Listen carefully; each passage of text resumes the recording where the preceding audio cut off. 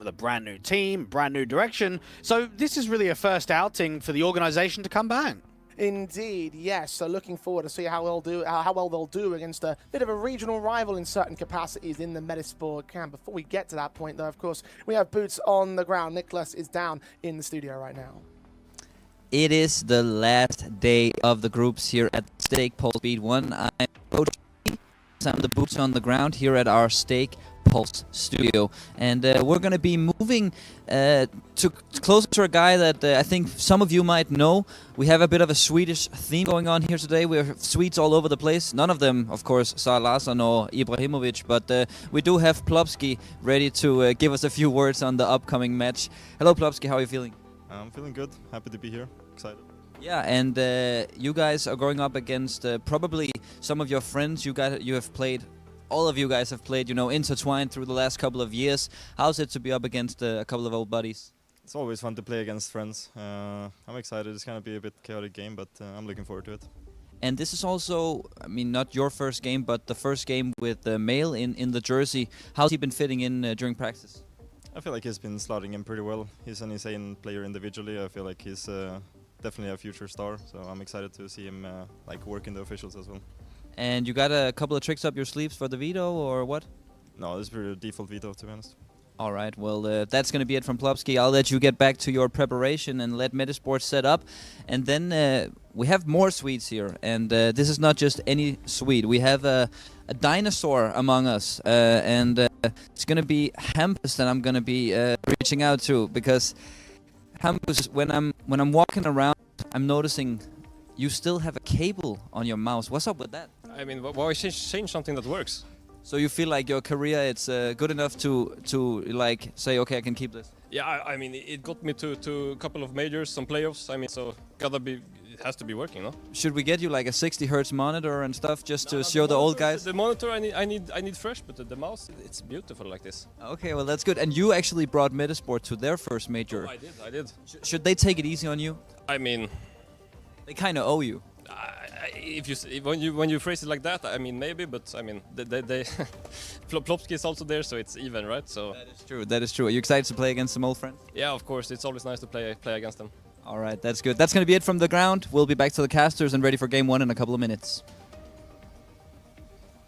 Yes, plenty of history between the Swedes in both sides of the board. Metizport might not necessarily be a Swedish team anymore, but no doubt the grassroots are there, the basis is there, and they build off that basis rather well. I have to say, Dwayne, that I'm looking forward to seeing how the international project will work out. You've got some youngster potential in Mail 09 who saw that potential demonstrated with his last project when he was on loan towards Alliance. Fiku recently coming into the fold. It seemed like he's got some decency. Stanislaw, obviously the captain of the squad there from the part of the Metizport camp. They've got a lot of sort of like pieces that can work really well together, and they demonstrated that well at their last LAN. And I'm sure the context there at the interview, there's probably a lot of viewers that forget that Metizport managed to qualify to the Blast Austin Major last year because they were one of the weakest teams in the qualification run. It was Hampus in-game leading that squad.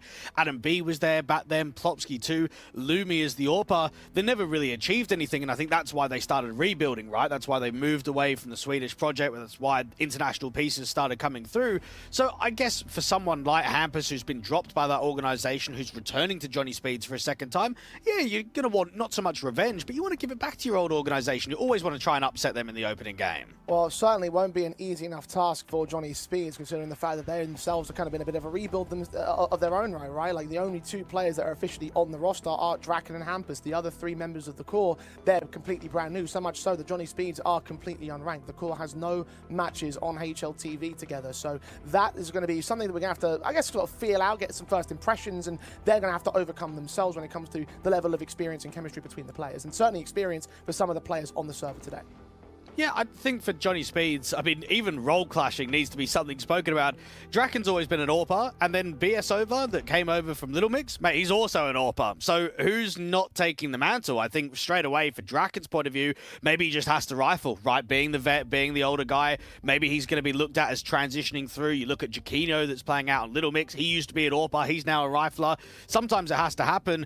For Johnny Speeds, I mean, this first outing is basically all about just getting the youngsters involved and allowing some of the youth to play with some of the vets in the scene. Well, I wonder if that's the impression in their camp. Hampers was sitting down with us on Media Day as the head of the squad to talk us through how things are going to pan out with Johnny Speeds and what he hopes to achieve here in Stake Pulse. My name is Hampus Poser, and I'm from Stockholm, Sweden, and I play for Johnny Speeds.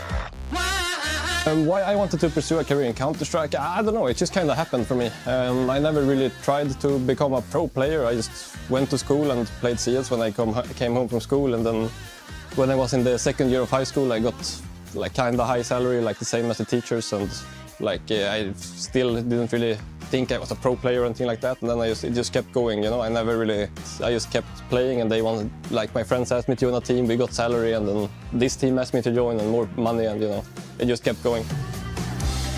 Looking into the future, I think esports is just gonna keep growing as it has done the last couple of years. At least I think it has, and I just see a good future for it. Like it was when we had the Stockholm major here, like they changed some laws in Sweden for the athletes thing. I don't have all the details, but like every year there's some new progress like this, and yeah, I just think esports is gonna be hopefully as big as any other sports in some years, maybe 10 years plus. Nah, I don't really care who we play or who we face. So like, I don't want. If you want to win, you have to beat all the teams, so it doesn't matter, right? And we're here. We've been playing together for a week, so we shouldn't win on paper, but I mean, we go in with no pressure and we see how it goes, right?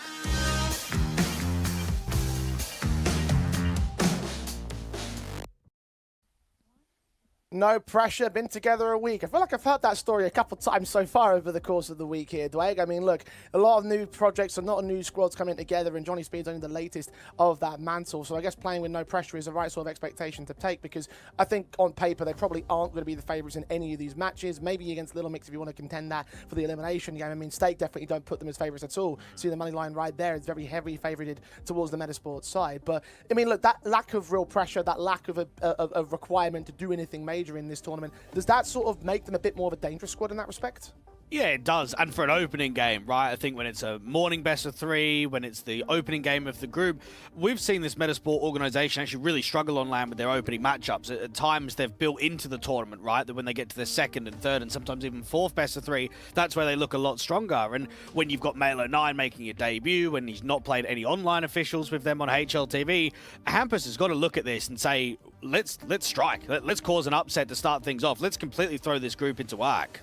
Indeed, and it would be definitely in whack if that's the case. I think you and I are taking a look at proceedings and saying that there's 2 teams in this group that are the clear and obvious favourites. So if Johnny Speeds are able to take a victory over the Metizport side as an underdog, that certainly would throw a bit of a spanner into the works in terms of making it through that second place position for this loser. So it definitely is an interesting sort of dynamic, and they're going to be very familiar with each other. Of course, Hampus was talking about the fact that he's very aware of those players, he's very understanding of who they are, has been former teammates, and obviously was previously part of Metizport as a member of the roster, as you've said before, gone to the major and all that. So there's a lot of sort of emphasis in terms of what he's going to have in a personal stake in this kind of a matchup. For the Metizport side, it's all about developing their own perspective in the VRS, right? They are an international team. They want to try and make some good runs in competitions, and this is going to be a perfect opportunity for them to be able to do so, because right now they could be a major threat. I think the one concern for them is the fact that I talked about their last LAN journey summer, second place back during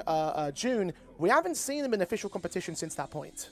Yeah, but it's funny, at that LAN, I spoke to Zevez, who's involved with the organization, used to be an ex-pro in the Norwegian scene back in the day, and he basically said, we want to prioritize LAN as much as possible and almost not play online officials. It's hurting the VRS, it's not giving us momentum.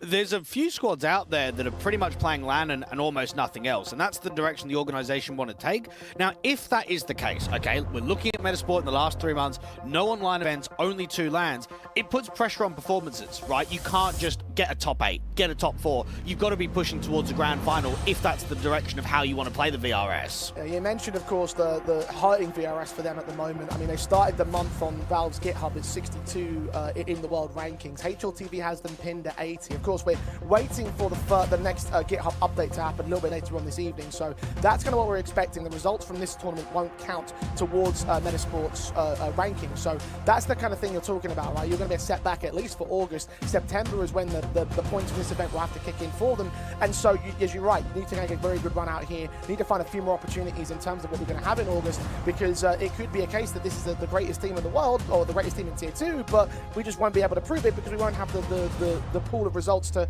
actually, justify it. And there's going to be a lot of people out there that look at Metizport and say, oh, look, there's a few ex-Tier 1 players, right? Plopsky with his time on NIP, Stanislaw with what he achieved throughout the majority of his career, and then Fiku more recently with OG and ENT, and say, oh, they might not be ready for Tier 2, or at least the atmosphere of participating against this level of competition and playing at these kind of lands. Bro, this entire year, they've been to what? United 21 LAN in Sweden, the Eastblade D Airport LAN in Norway, the ROG Journey in Stockholm in March. They went out to Portugal in May. They were in Sweden last month. They are at least attending the Tier 2 online or Tier 2 offline lands, and that's only helping guys like Stan and Fiku just get a little bit more familiar with that European Tier 2 circuit that you don't really see at the Tier 1 level anymore. Yeah, that's definitely something that's going to factor in for Stanislaw, especially because he's been kind of like a bit of a Tier 1 player for the majority of his playing career, and particularly when he's been in the North American space. And, we're talking about a career dating back to 2014. So his experience of the old circuit and the old scene and the old Counter-Strike circuit is a lot more LAN heavy. It's a lot more circuit heavy. It's a lot more like the tennises of the world in terms of how the circuit was designed back then. So get a bit more season, get a bit more practice, get a little bit more traveled in terms of where you are at with the Metizport side, and hopefully that should bed him in a bit more confidently as a captain. So Matt Vito's coming up on screen here, Greg. We don't really have an inkling as to what Johnny Speeds are going to have an advantage, because there are so few results on HLTV's kind of level for them. Yeah, well, for Metizport, we know that they're going to be banning Dust 2, and we know that they're probably going to be picking Nuke. Now, as for Johnny Speeds, mate, it could be any map.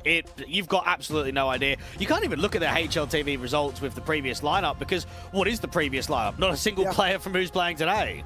Exactly, and that's what makes it so unpredictable. Maybe you could try and look towards a punish attempt, maybe take one of these lesser played maps down. Like I know Anubis has been very infrequently featured from the Metizport side. They're going to pick into Mirage instead, a little bit more of a better map for them. As you mentioned, the Nuke pick coming out from Metizport makes a whole lot of sense. They'll go in that direction, defaults across the board for their perspective. Johnny Speeds, though, look, we don't really know what to expect out of Mirage here. All we can do is just pull from the weaknesses that might be available to the opposition and hope that the punish is going to work out well for them. Anubis taken out very last in the field, so Ancient will be able to sign a map up if we have to go that far. Do you think we're going to go that far, Josh? No, I think it's going to be a 2-0 towards Metizport, but I think it could be a really tight 2-0. I legitimately think Johnny Speeds can give these boys a run for their money. I think the Vito looks good.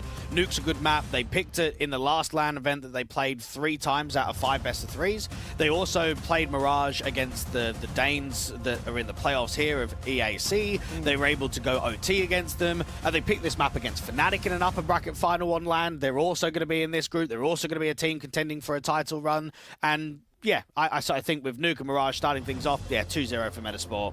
Yeah, it just screams that way, doesn't it? Even if it wasn't the case, I would still put them down as 2-0 from Metizport's perspective, because at least we know what they're made of. With Johnny Speeds, we are completely in the dark of what these guys are going to bring. Even for the players on the roster, we've remiss to mention the details about the other 3 men. We talked a lot about Draken and Hampus, those more experienced pieces, but Rack, BS Over, Svedge ahead, they're not nearly as experienced, maybe a bit more for Sved, but like Rack and BS Over, they are very, very new elements to this level of competition.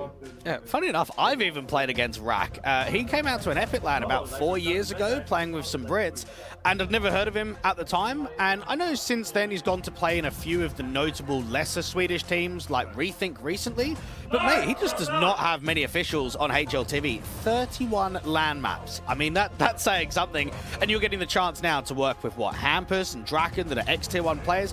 Even Svedge ahead, I know that he's not had the most successful career, but mate, he was on Eyeballers for quite some time, right? He got to work with JW, got to work with Flusher, so I would say that he's a definite reputable name in the tier 2 atmosphere. Most certainly, he definitely is the much more experienced of the 3 men in discussion for this new wave, or this new rebuild for the Johnny Speed side. It's really about where the other 2 maintain, because I don't think I've ever seen an official from Rack or BS Over, at least not one recently. I know that Rack's been playing with Rethink. We haven't had a chance to see them, you and I. BS Over was part of Little Mix up until relatively recently, so that's something that might be interesting if they have to go ahead and take them on. They may well do during the elimination game, because, well, Little Mix are going to be in this group as well. So there are, again, some interesting dynamics, but not much in terms of what we can pull for this particular matchup. And for Johnny Speeds, I mean, they signed Male09, what, February of last year, and then sold into Metizport 5 months later. We got to see him in action with Draken, being in LAN out in Finland. And you could just see the early progression throughout his pro career. So when you're going up against an old organization, I think for him, he's also going to have a lot to prove. I think there's a lot of people that have maybe got a sour taste in their mouth about how the deal went down with the whole Alliance and Male 09. I think a lot of people would have been under the impression that Alliance had the money to go and buy him, but Metizport just weren't happy to agree towards a deal. And you've got a young 17-year-old player that could have been a part of a lineup that nearly qualified for the major, at least competing close towards that tier 1 level.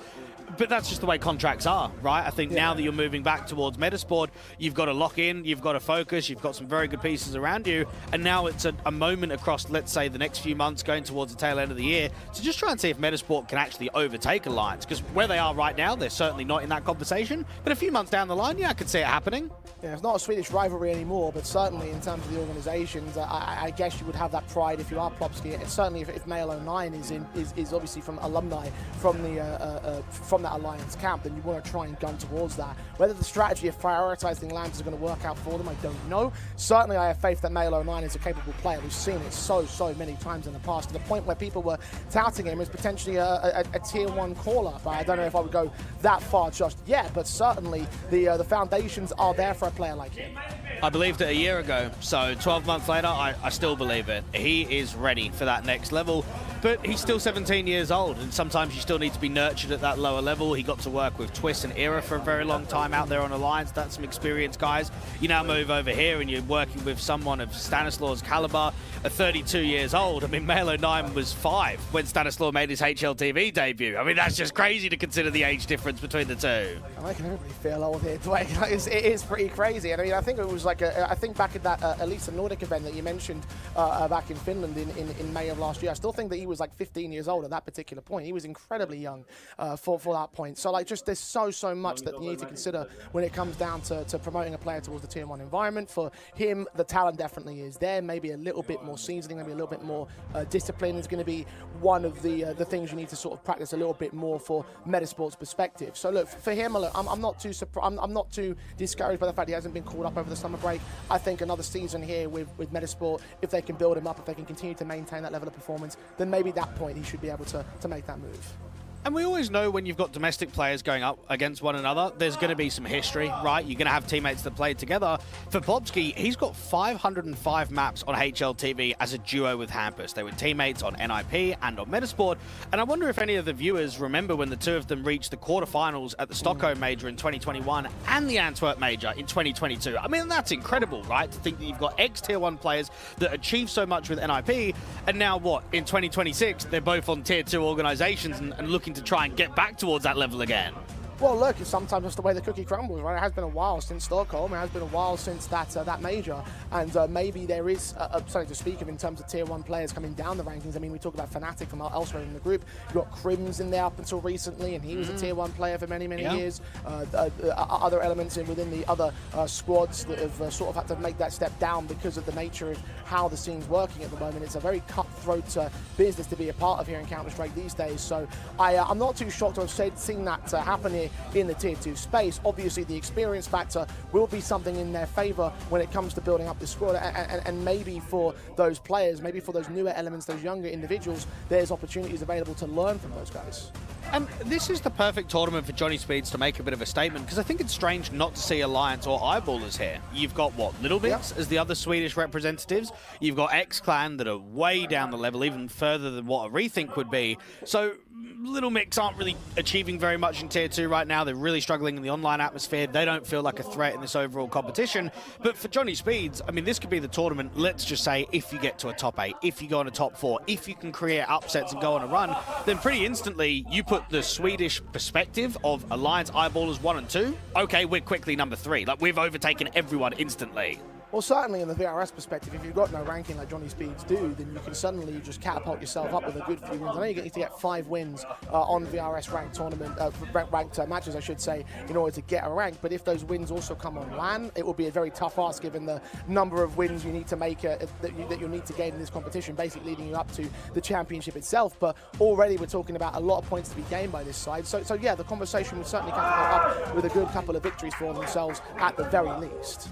And I'm really looking looking forward over on Group B, or the B stream, I should say, to just follow how Fnatic are going to go, because that's a lineup with what, a core 3, Fear, Jambo, Jacasmo, newer 5th player and 4th player coming over from Spirit Academy, Carney that's just come over from NIP. They've not played a LAN with this roster yet. They've only played online officials. They look really good in the small sample size, but they've got to prove that they can still be legit, that they can get Fnatic back towards the heights again. And then even Little Mix, I mean, we know that they participate at a lot of the smaller Swedish lands. We've not really seen them be successful in quite a few years, but you've got some experienced players over there. Quix is still the in-game leader, Bowden Master on the AWP, Giacchino that used to play on Fnatic. So you've got a lot of teams in this group of D that are trying to make a bit of a statement and trying to basically show what's on offer, how competitive they can be. Yeah, I mean, I guess we'll get to catch up with Fnatic later on, and again, we're expecting them to have their victory over the Little Mix side. I guess we'll find out as things pan out over on the B stream. It's kick.com/stakes_CS2 if you are interested, keeping up with that matchup here. But look, in terms of this Metizport camp, they must be looking forward to trying to take on this Fnatic camp, because they've been looking particularly decent online, I know, as of late, but very few LAN achievements for them. Kind of the opposite for Metizport here. Yeah, well, the Metizport side had, what, a matchup versus Fnatic in the upper bracket final back in June in the event that they played in Jönköping in Sweden, and they beat them pretty easily. So I'm sure that Fear's coming for a bit of revenge if there is going to be a rematch here for the top seed in the group to try and get in towards the playoffs. I think for Metizport, they definitely want to prove that their campaign at the BC Game Masters Championship LAN in May was basically just a one-off, because I know the format was slightly different there. The group stages were best of ones. They lost out to OG, lost to Rebels, lost to BetClick. Going 0-3 in best of ones and not winning a single game, that's not good enough. And yeah, they turned it around very quickly with a second place at their following event. They can't afford, with Male09 just coming into the roster, for this to be a failure. At a bare minimum, they need to be getting out of the group stage, and I would say that they need to be winning at least their quarterfinal matchup. They need to be getting a top 4. I think that BC Game Masters event definitely highlights the main fear that you were talking about earlier in terms of what could go wrong for Metizport, because you're saying they're only going to be attending LANs, there's only going to be so many opportunities, there's only going to be so many chances to build your ranking space, but that event kind of highlights where that plan could go awry. If you get in that near last place exit, if you're getting out in the group stage, if you're not holding a contest over some of the more basic teams. I mean, look, you talk about OG, Rebels, and BetClick. I think those are all beatable opposition players for the men's sports side, and the fact of the matter is they didn't manage to get them. Even if they were best of ones, even if they were a little bit wild in terms of that group, you still look at that and say that those are disappointing results and the kind of ones that will set them back. So don't let that happen here is the main focal point for this side. And I think, too, with Stanislaw completely relocating from North America over to Europe and changing your lifestyle as such, you want to put Metizport back on the map. Could they be in the race for the qualification to the major towards the end of the year? Potentially. I don't think they would ever be a favourite, and they wouldn't be a team on many people's radars. But when you've got ex-Tier 1 players of Plopsky, Stanislaw, and Fiku, and you're, what, 80 or so on VRS, I think a positive next couple of months could see them in the race to qualify into the major. I mean, certainly we've seen the more unlikely backdoor entries, I guess you could say, into the major in the last couple of cycles. So it's not impossible to say that at this stage when we are so early into the ranking cycle. So let's just see how it pans out for Metizport. Right now, it's just about getting a deep run in the land that they've got in terms of the lands that they're competing in. Just maintain what you've got. They are the favourites in this series as a hand by Stake. Also favourites in the opening map, the Johnny Speeds pick of Mirage. Make sure to use code PULSE35 to deposit $20 to get $5 every day after login. If you want to place a bet on this matchup, be sure to do so because it'll be an interesting one. Pistols are live, Metizport on the CT side. Very heavy stack out towards the B bomb site. We've got Male09 trying to take first contact, work info. Everybody else is tucked. I mean, you do not see someone on a boost up out on B very regularly on a pistol, sometimes even on a gun round. Now, they're playing a retake A. Forzy is opening the connector control. It's being spotted by Fiku out there from short. But if there is con presence and there is any pressure towards an A split, then Fiku can take contact out from CT and just give the space to the Ts for free.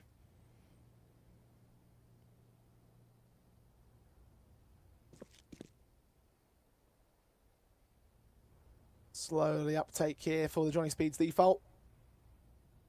Space often means that they're going to have to swing forward at some point on the CP side, and Fiku will do just that, finding Rack back at connector, BS over with a responsive. Svedjahead will be heard in the sniper's nest. The PT-50 out of range will fight Fiku, try and push him away, and he'll get a kill for it though. Really good space from Sved. Fiku needs to fight against this jungle player, otherwise there's just no chance this retake's going to be successful. You need to be wary of his position. Obviously, it's been calmed over by Fiku. That's why he's so tentative to peek into the short access. Now Mail will lead them up to the bomb site. The PT, they try to fight back. Goosh down on Draken. Not a lot of damage being done, but there's a shot on Mail and certainly gets the kill in with Hampus support. Draken can clean house of the double. Johnny Speeds are on the board first.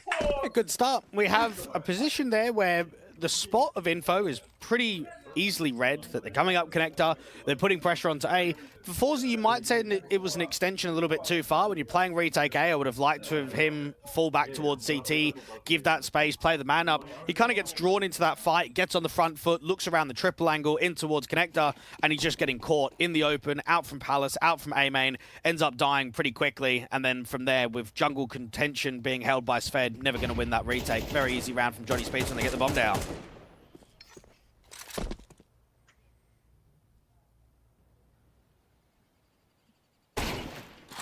Good shot. A scout for Forzy. Excellent to the head of Hampus. Man down to begin. Starting advantage. And no response early. Johnny Speeds will be known towards the mid control, but specifically where is another question entirely. Stanislaus going to be pressured by the short walk that might come in from BS over. Ready to split into the B site. Well, Stan can't really block because he doesn't have a smoke, but the incendiary will at least halter out towards the apartments. Now, Forzy and Mail need to get in the right position at the right time in order to allow the in-game leader to set up a crossfire. Incendiary will come out. Scout's shot doesn't quite land on the second player. It's down to pressure. Molotov out of the back. Site still takes a fight, which gives Forzy a pick to return. Rack takes them both down, though, so 3-on-3. The bomb plant secured for the T-side line. You've got Mail 09 sticking around close. Lopsky out of range, ready to flashbang. Deagles don't connect though. The nade probably should get the kill against him. He's going to back away far enough. Mail will drop, so no real crisis for Johnny Speeds, no real threat to Metizport. Did force the issue into this round, so 2-0 and should be 3-0 start overall for Johnny Speeds. We saw Rack very early on in his semi-pro career playing with a lot of the Brits. The Click roster had like Mog and Zimzy and those kind of guys. Went to then go and play over with a Fraser and Jorster out on Dripmen. Had a short little stint on the Soul's Heart organization, which had even more Brits and a few players from the Netherlands. But again, it was Rethink where he's probably done his best work, and that's been in the recent year or so. He's been playing with Pike over there, Zeke as well. They've been not only attending quite a lot of the local Swedish lands, but participating in the online circuit too, and actually doing okay. So he now gets the call up to almost that next level. I know that Rack would have been very familiar with playing the Metasports and Alliances and the Johnny Speeds players across the last 12 months or so, but now you actually get to potentially join Johnny Speeds for the foreseeable future. It's a huge step up in his career.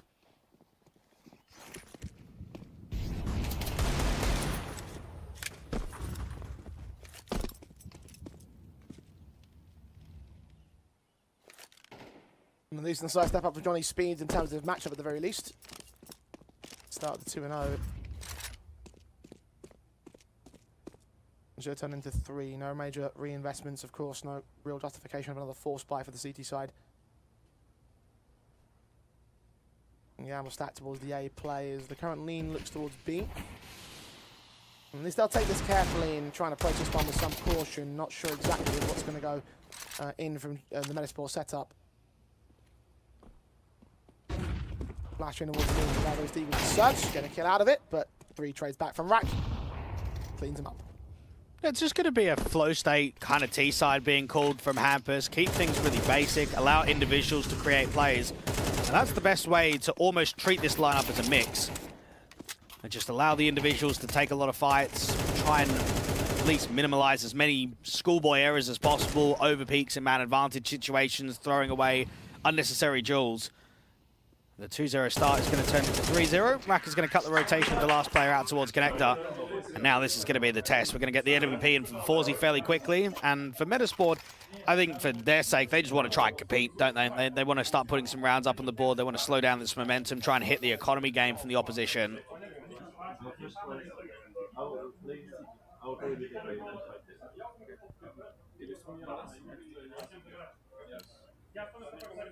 Easy pickings. Come down well enough from Johnny Speeds, of course, for the pistol conversion and eco. Now can the rifles for Metizport, their first chance to contest here in this best of 3.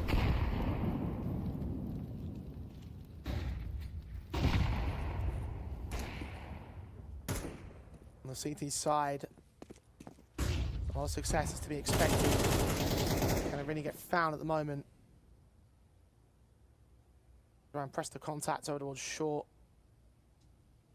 A little bit of attention in connector, but there's not much presence to receive from Johnny Speeds. They're playing back in their default map control. Well, we might see a boost up to get at least Malo 9 on the cinder blocks. AWP going to start re-changing the positions from him and his teammate. You've got Johnny Speeds that have worked mid and are quite happy to just hold on to it without contention. There's no re-smokes down towards the bottom of connector from the CT side to limit that map control. And Rack is just holding it for the moment. Now, with Mail going out towards CT, it means that the in-game leader of Stan can just work 2 players on the V-bomb site. Now, this is shaping up to be another one of these A splits. You expect a molly to come up towards short, and then Johnny Speeds just to be able to pressurize into connector. Ballsy. Search, T execution, them to come out. Good shot on towards right. Plopsky fell in the meantime. Hell, 9 ready to receive them as they just dive their way in and check out the ramp access. There's a player out there from BSO. We're going to focus on that player on the site, not wary of dark. And Fiku can strike for 20 seconds remaining. Johnny Speeds going to have to go on the exit routes. As Draken will get picked up. Hampus be able to find the gap in the fence. Should secure the bomb plant at least. Let's just see. I mean, I would say even 1 kill has got to be a bonus. Now, he can get out to the apartments and actually spam with that bomb plant. I don't know. I'm not expecting much here.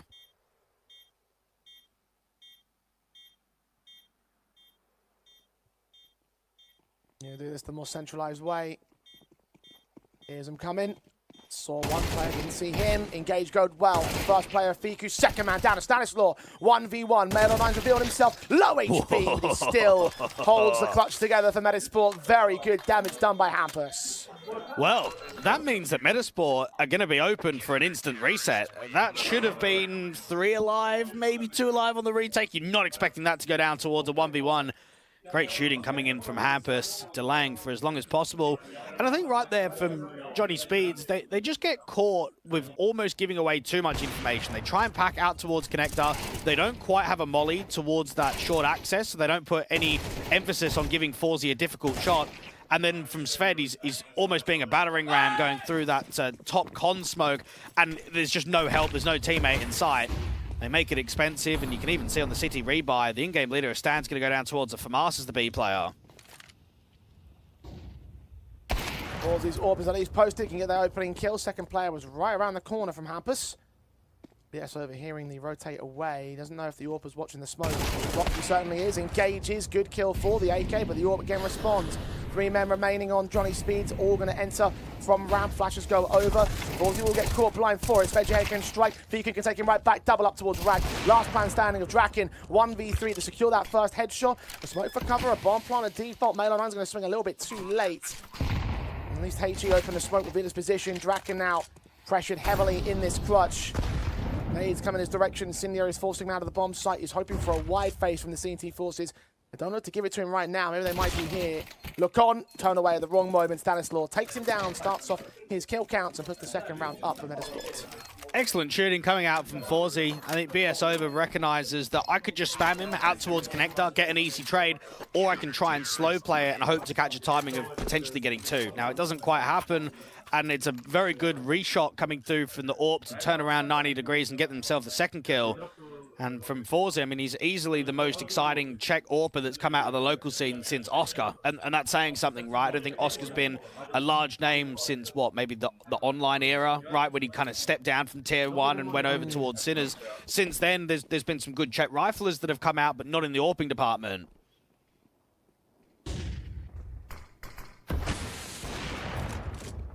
We would love to try and be that next generation star. What happens to kick things off. Here a weapon involved with Svedge ahead. Fiku deals with him, deals with backup of Draken. So this low buy round from Johnny Speeds will not go anywhere with it. This should be a 3-all. Rack will strike down Plopsky for 1 exit and a second kill for BS Over. So they're taking rather heavy casualties in these rounds here. Johnny Speeds recognised that this is now winnable.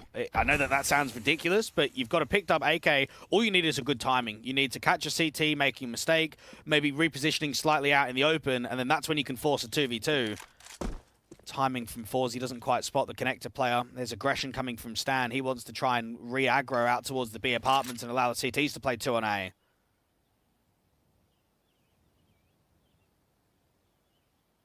And the only gap here will be the short access, which Stanislaw will hear information for. Playing very hidden. Rack on 3 points of health. Only had a HE to the firebox. Only had a Molotov to the firebox. Just the one angle uncleared on the site right now. Now if they go back and grab the bomb, regrouping with BS over.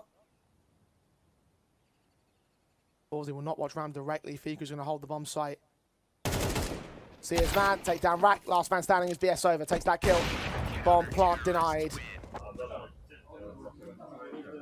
And the hero rifle does not quite work out for them. At least, again, they're doing damage. At least they're keeping the economy in check for Metizport. And even though this is a fresh project from Johnny Speeds, it's actually a few players kind of coming out of retirement. I mean, Draken hasn't played a HLTV official in nearly 6 months. Sved has played, what, 1 HLTV game this entire year? And then from the old Bulgarian roster of 500, they released that team in, what, the beginning stages, early January of this year. We've not seen Hampus fight a team since. So we're going into August, and we've just not seen the 3 veteran guys competing at all. Sved's last team was Johnny Speeds at the end of last year. Draken quick up with a no-scope with the AWP. Rack still trying to hold on to the trade game, but Mail and Fiku and Klopsky, they're all on top of it. Kill found a Sved out towards the A site from Ramp. 1v3, another 1v3 for Johnny Speeds on Hampus' onus. Of course, bomb left over to the Ramp from T-Spawn access. At least given that little bit of map control. And as well, Metizport have abandoned the A-bomb site. Rotate back towards mid and hopefully catch him off. They're going to pick it up and reconsider the B move, which actually is the worst call to make. Plopsky inserting into the apartments. We'll back away as they start to reorganize themselves on Metizport. It's a very difficult round for Hampus. No, we can all agree that these rounds are getting costly, but they're kind of getting outclassed tactically. Change of pace there from Johnny Speeds into mid. They're getting completely mowed over. They're not winning out the trades. They're struggling with the fights. Hampus is now in a 1v3 that's essentially just not winnable at all. You need to get really good timing on the con player and hope to transfer out towards the second. That doesn't happen. And I think that concerns me, not so much from just what the scoreline reads, but when you've got 4 rounds in a row from Metizport in the gun v gun rounds where it's looking quite easy. I mean, the round that was almost won from Johnny Speeds was, what, a 1v3 post-plant from Hampus on the B bomb site. You look at the opening segment of that round, the midsection, they are struggling. And this is not a good sign for your map pick. No, not at all.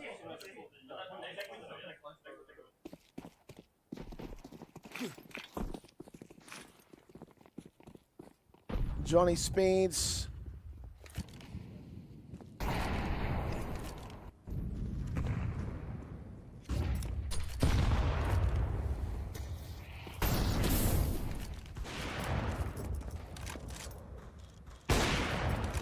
And a Deagles only for this one, no hero rifle.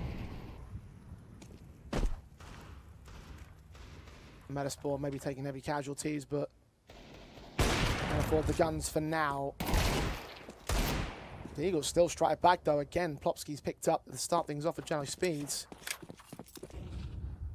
No trades available for Metizport. Again, the team's going to back away.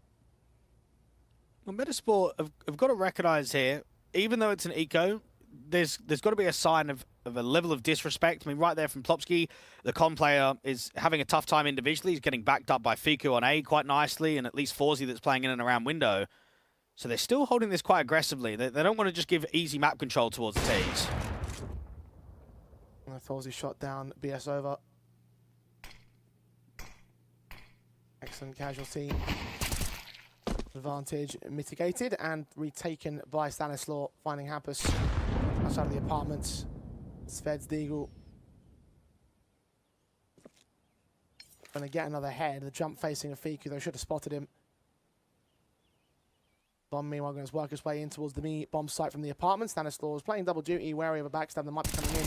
But down to the central site defensive. Out of the apartments, they make their move, both go down. As does the lurker. Money can start to build here for Metizport as the guns return from the opposition.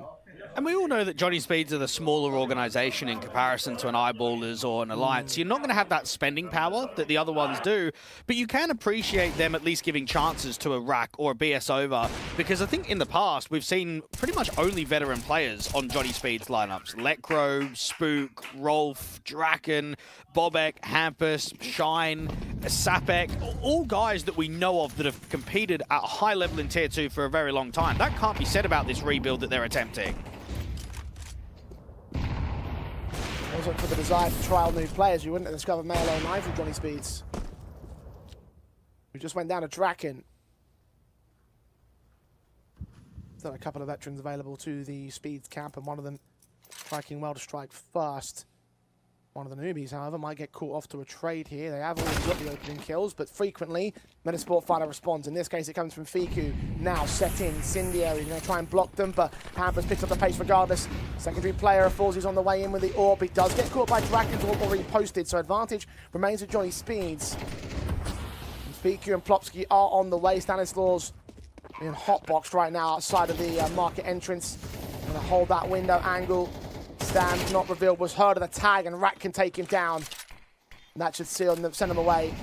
Seal off the 4th round for Johnny Speeds. Now, Stan had the read instantly. The two A players are pressing the extremity, and they catch off the lurk. Now, oftentimes there from the T side, you have to accelerate when you lose that map control elsewhere. So either it's top mid or it's B. So the in-game leader of Stan just goes, right, I need to drop util, and I need to drop it very quickly. Get that incendiary forward, get the smoke down. What you've got to hope for, though, is rotates get picked. Instantly out from market, you need some support coming through from a Forzy, from a Fiku, a Plopsky, doesn't matter who it is. Unless those kills come in, there's nothing that Stan's going to be able to do. He gets trapped out towards the backside, ends up falling. And Rack, at the moment, looks like the best rifler for Johnny Speeds. I think Hampus has been in some clutch situations, and he's been able to put numbers up. But the youngster is putting up the most numbers, got a really good timing and spam against Stanislaw out there on the trash can. And it all started with that opening pick from the AWP. Indeed it did.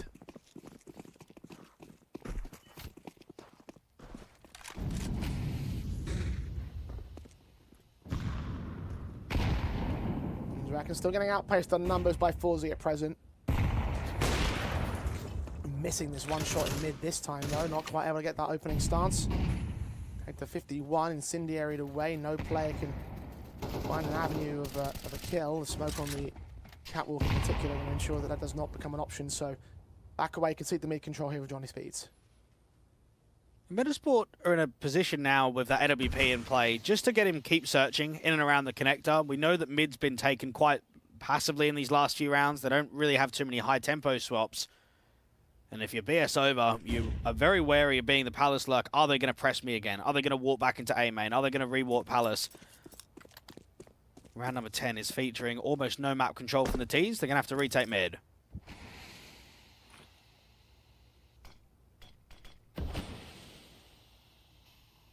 Smoke blockage from Metizport's a little bit early, but still stalled them out a little bit in terms of the A move. Forzy's AWP still posted as well as an angle to work with on the catwalk. No util in, Draken slow peeks him.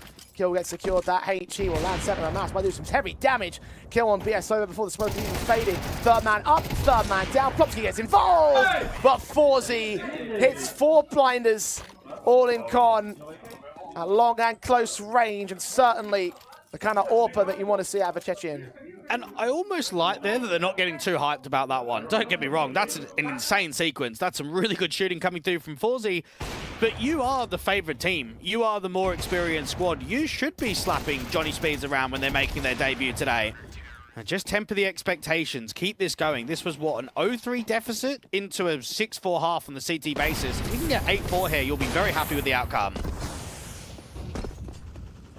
Especially because Johnny Speeds are not so easily getting these opening frags. Draken missing 2 opportunities. In the last round, forced away from mid control. In this round, tagged to 41, forced out of ramp. Repositioning to try and join the mid access, which Rack has taken for a little bit of his own HP back.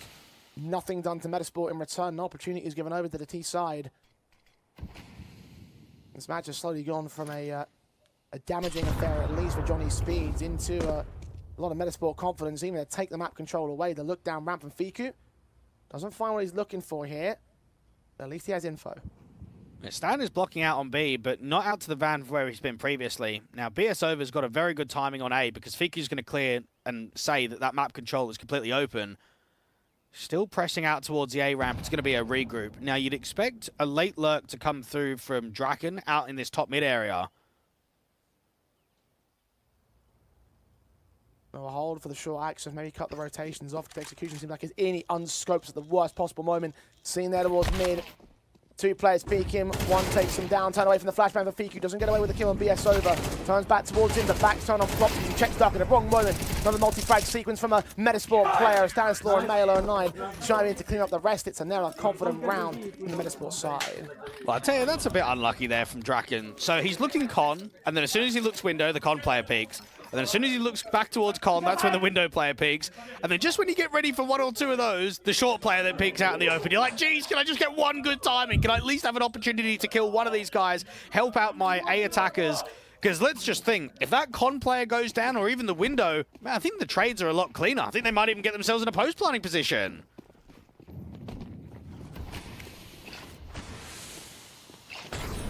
Johnny Speeds.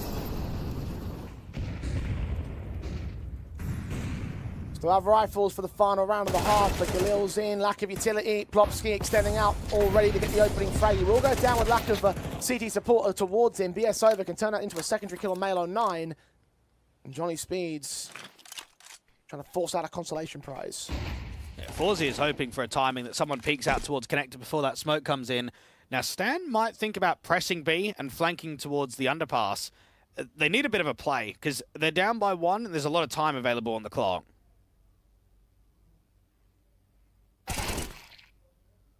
Stanislaw, pick to return, hanging around for even more, seeing T-side presence. We'll have to dive out of the way to protect the position. Smoke involved.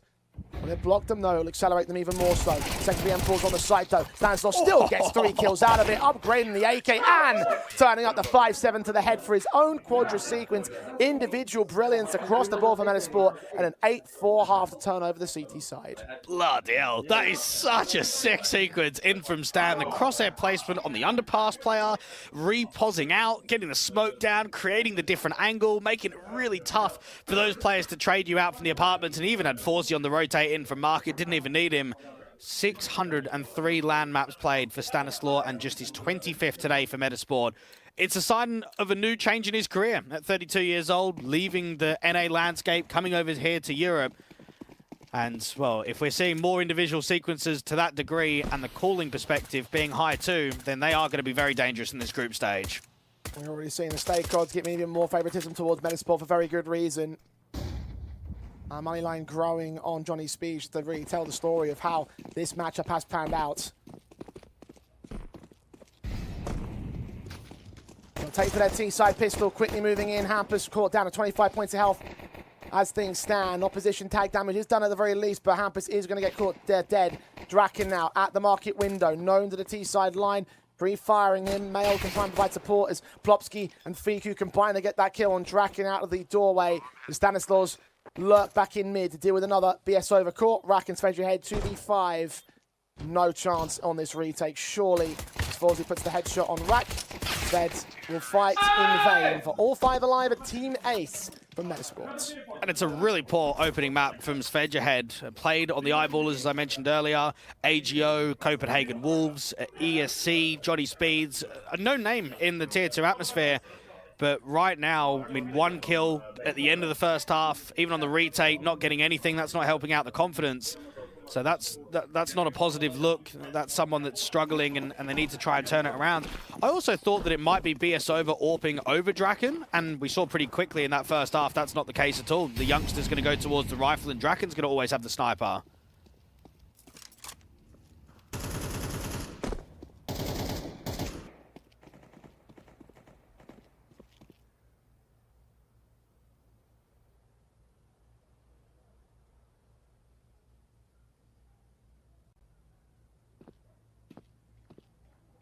Well, the scout's in Draken's hands right now. Only 6 kills to his board. Been stuck there for a while.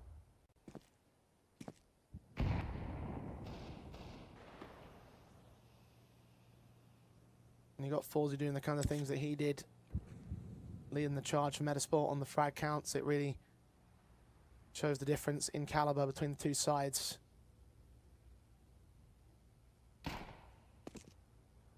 Johnny Speeds bail themselves out of quite a hole they've dug themselves into.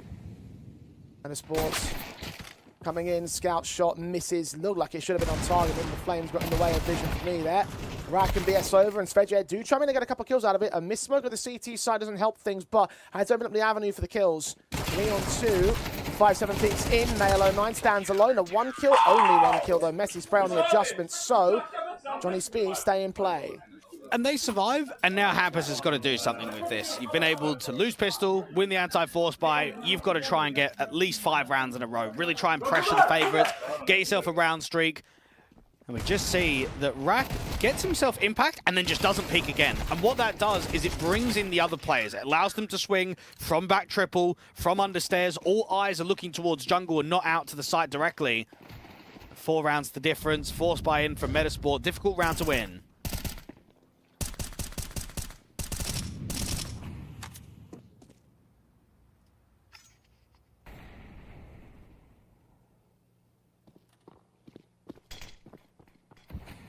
Tech 9s and Eagles, all that's available.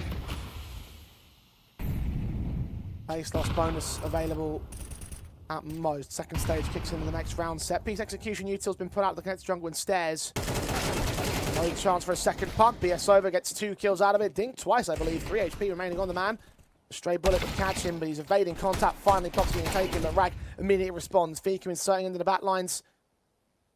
And now losing the bomb from his teammate at 7 HP. Needs Malo 9 to come forward. Would have been Herbert, a player at top mid. So that flank involved from Hampus. Probably going to find him in the timing. Just missed the mark on it. Either way, Johnny Speeds have all the info they need. Fiku needs to get this kill clean, and it doesn't happen. So there's nothing left in the round. I think you'd love to keep 3 CTs alive. I mean, Mail has got a really tough off angle against Rack too. Seen. Spray by the FAMAS. And should be no further chance. Closing the pins of the backstab.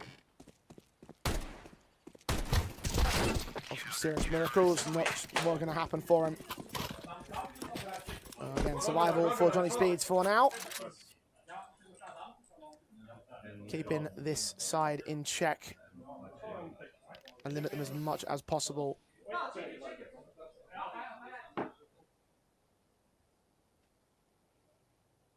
It's an all-important 3 rounds to return from Johnny Speeds. And the third one should be available now. And the harsh eco bases without the bomb plant bonuses. Can't justify too much more in this one. Also hear a little bit of what's going on from Little Mix's perspective over on the B stream. They were up 7-5 at the half of their pick of cash. Yeah, that disappeared quickly, didn't it? I was going to say, Fnatic have taken over now. It's a current scoreline of 11-7. So looking like they're going to take map 1 on that stream. Yeah, it's a tough one, right? You're going up against a strong core and a group of players that participate at a much higher level than Little Mix do. They've tried to cause a little bit of a upset, let's say, with the map veto to go in towards a cash, try and throw the favorites off. But, I mean, always getting up in good score lines is one thing. Closing the map out and trying to actually steal 1-0 in the series, very difficult.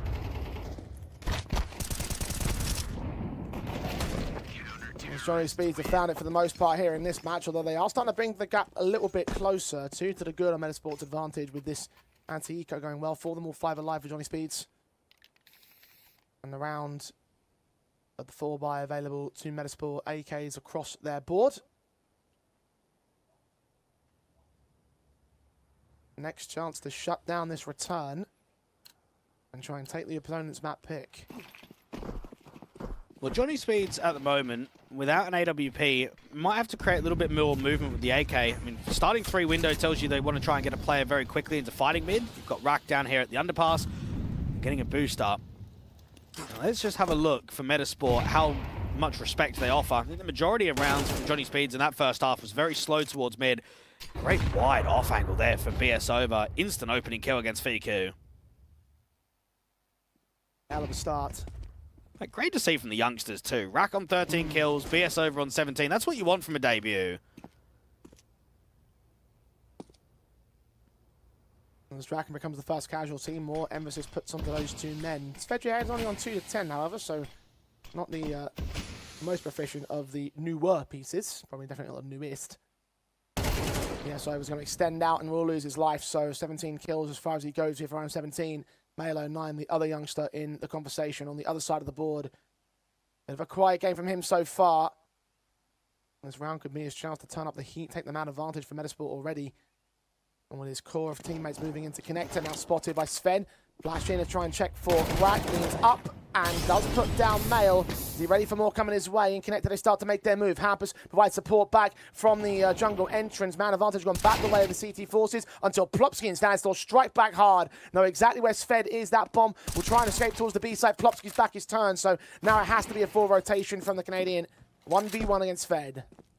Yeah, Stan expecting the connector. Not to see him. Now, Sved, I mean, he needs this clutch. This is an absolute must-win for the CTs. Stan, does he play it like Hampus, get around that default box and not really create movement? Svedja has got 3 kills so far in this game. The 3rd in this round. Needs to make it a double.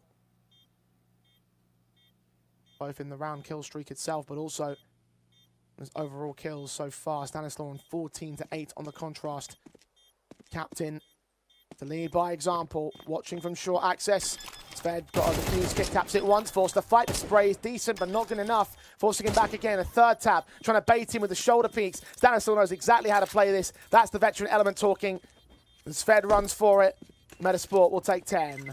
You don't often see the in-game leader putting up massive numbers from Metizport, but a good holdout on B to close out the half. Really good individual sequence there on the clutch, just shows his experience in depth.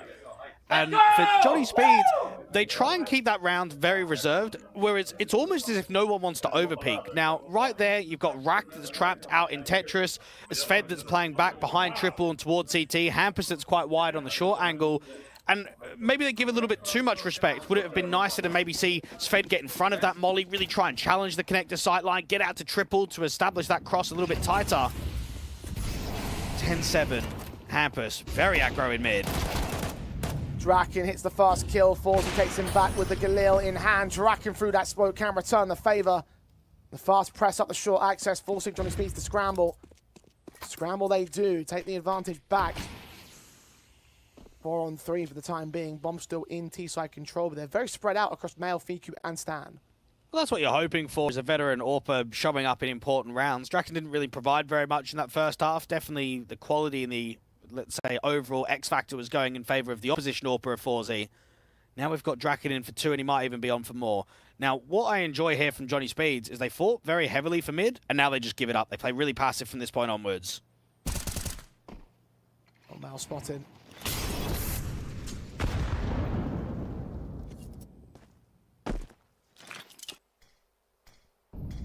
Tagged to half by the HEs, by the M4s. Fiku pressing the apartment to take some initial map control. Got Svedja ahead as the point of contact. The Draken's AWP in support from short. Ready. Wants off Shen, but that blind spray is good on Stan. Takes him down. HE could be very well placed indeed as the AWP hits on Fiku before it even explodes. Malo 9 is left with nothing more than he can do. Bomb dropped outside of apps. And caught back by Hampus on the headshot on the back stab. Johnny Speeds doing everything they can to claw this game back. Well, Sved read that instantly. As soon as he hears that util of them trying to pop the smoke, just start spamming. Don't even repause. Don't even get yourself out towards the van or jail or bench. Nah, just fire down with that M4. You've got the crossfire from the AWP. A triple round coming through from Draken. And the 30-year-old AWPer now from Johnny Speeds is at least contesting a threat of stealing map number 1. I know it's their pick, but when you look at how the majority of rounds went in that first half, didn't really see much here. Now the difference only being 2, another eco. Yeah, there's a chance of going 1-0.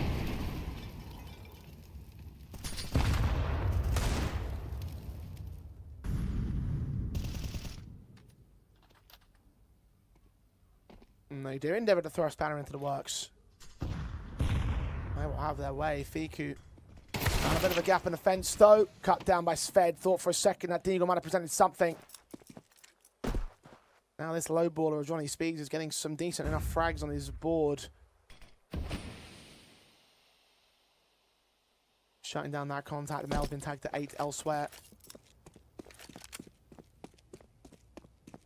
Of course, pistols only for this round, so a bit of a throwaway one for Metizport. Johnny Speeds will face the rifles on the next one, but this should be a 10-9. And it's been a pretty underwhelming game so far for Malo 9. He was the short player in the first half, the A extremity in the majority of gun rounds come the second. Only on 9 kills, you expect a lot more from him on land debut. Resmoke down towards Connector, BS over on the A defense. For engaging, Mail put away, Draken's AWP strikes down Rack. The M4 in support, lockout round, no casualties taken for Johnny Speeds. The guns are set in play now.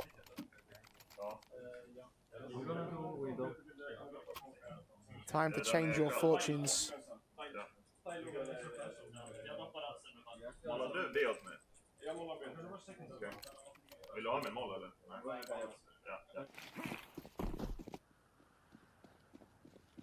Single round to the good. Johnny Speed started this game in the advantage, lost a lot of that advantage by the turn of the half. The economy should now sit on max loss for Metizport. Weapons, the automatics across their entire board. Sved's got an AK-2. But they're expecting a flash play into A main, get someone playing anti, and then Forzy a bit further back wide on the jiggle. It's a very heavy A lean at the moment for Johnny Speeds. 3 on A, and then a 4th player that can assist from Connector.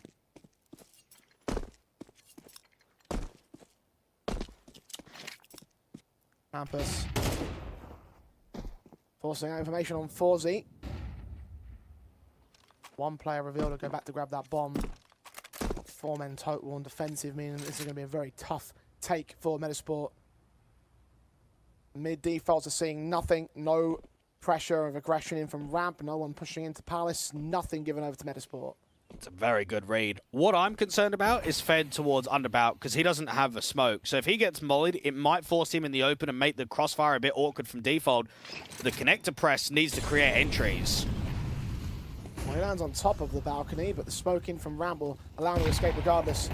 HE, the reveal possession, but it's Stanislaw that finds BS over. Sved strikes on 1 man, trying to focus on 2 players, can't quite handle the pressure and the numbers against him. 4v2, so many on low HP for the T side. Stanislaw is one of them, Molotov from his teammate, forcing Hampus to make a move. He doesn't, just gets spammed away. Draken, another missed AWP shot. Leans in to try and connect it on Stanislaw, does get through the wallbang. The planter default will not be denied. He's in a 1v4 clutch, 3 kills to go, and probably a save call for the big green. You might even see him falling. Player out towards T-Spawn very wide. I tell you what, if I'm Draken, I am absolutely fuming. I am the B apartments anchor. There is 4 defenders on A, 3 central on the bomb site, and 1 player as an extremity watching out Connector and the flank in from window. That just can't be lost. It doesn't matter how that round pounds out. When you've got that many defenders on the A bomb site, you just have to be winning it. There's just no impact individually. None from Rack, none from BS over, 0 kills from Hampus, only 1 from Svedge ahead. You saw the frustration on his face.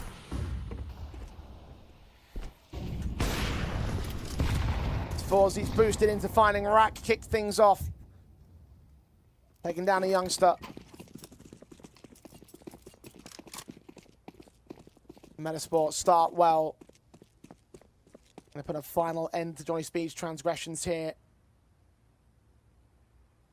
Done well to earn 9, but this could be the beginning of the end of their map pick. And it might even be misleading to say that they've got up towards 9 rounds. I mean, they lost pistol but won the anti-force buy. Think about that TLR game that we covered only a couple of days ago. Those anti-force buy rounds can completely change momentum of economy. Hampus looking to try and block. I mean, coming through this bench smoke's not going to be easy. The Molotov to suppress the team's side, but Fiku still finds Hampus from the blind sprays against him. Kill out of Palace. You see the remaining CTs just back away, slowly but surely, watching the exit frag positions, but ultimately conceding the bomb site, conceding the round to Metizport. 12-9 from that point. And even though this game is a very different outcome to the other game in the group where Fnatic won, 8 rounds in a row on their T side to go and close against Little Mix, you can just see a quality difference between the two. And it's expected. It's a brand new roster from Johnny Speeds. You're not going to have the protocols in place. Practice is going to be extremely limited.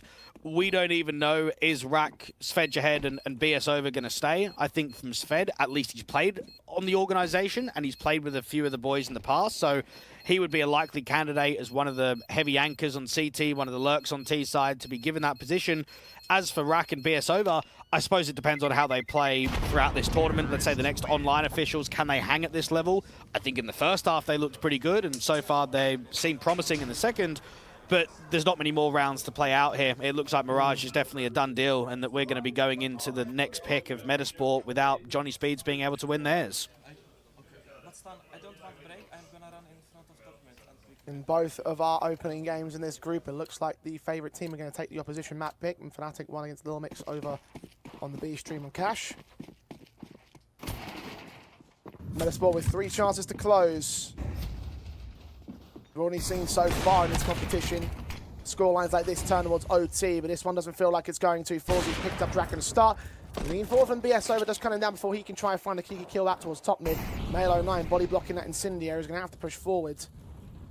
Separated from his teammates, but Sved's backed off the same. Well, it's good info. Sved knows that there was at least B pressure. When they're coming out top mid that early and there's a player in towards B apartments, there might be a B split opportunity on the cards. Now, BS over was the AWP player recently for the Little Mix side. So anytime an AWP is in his hands, he's going to have a lot of confidence. He's going to be very comfortable. We're just not going to see it very often throughout these officials.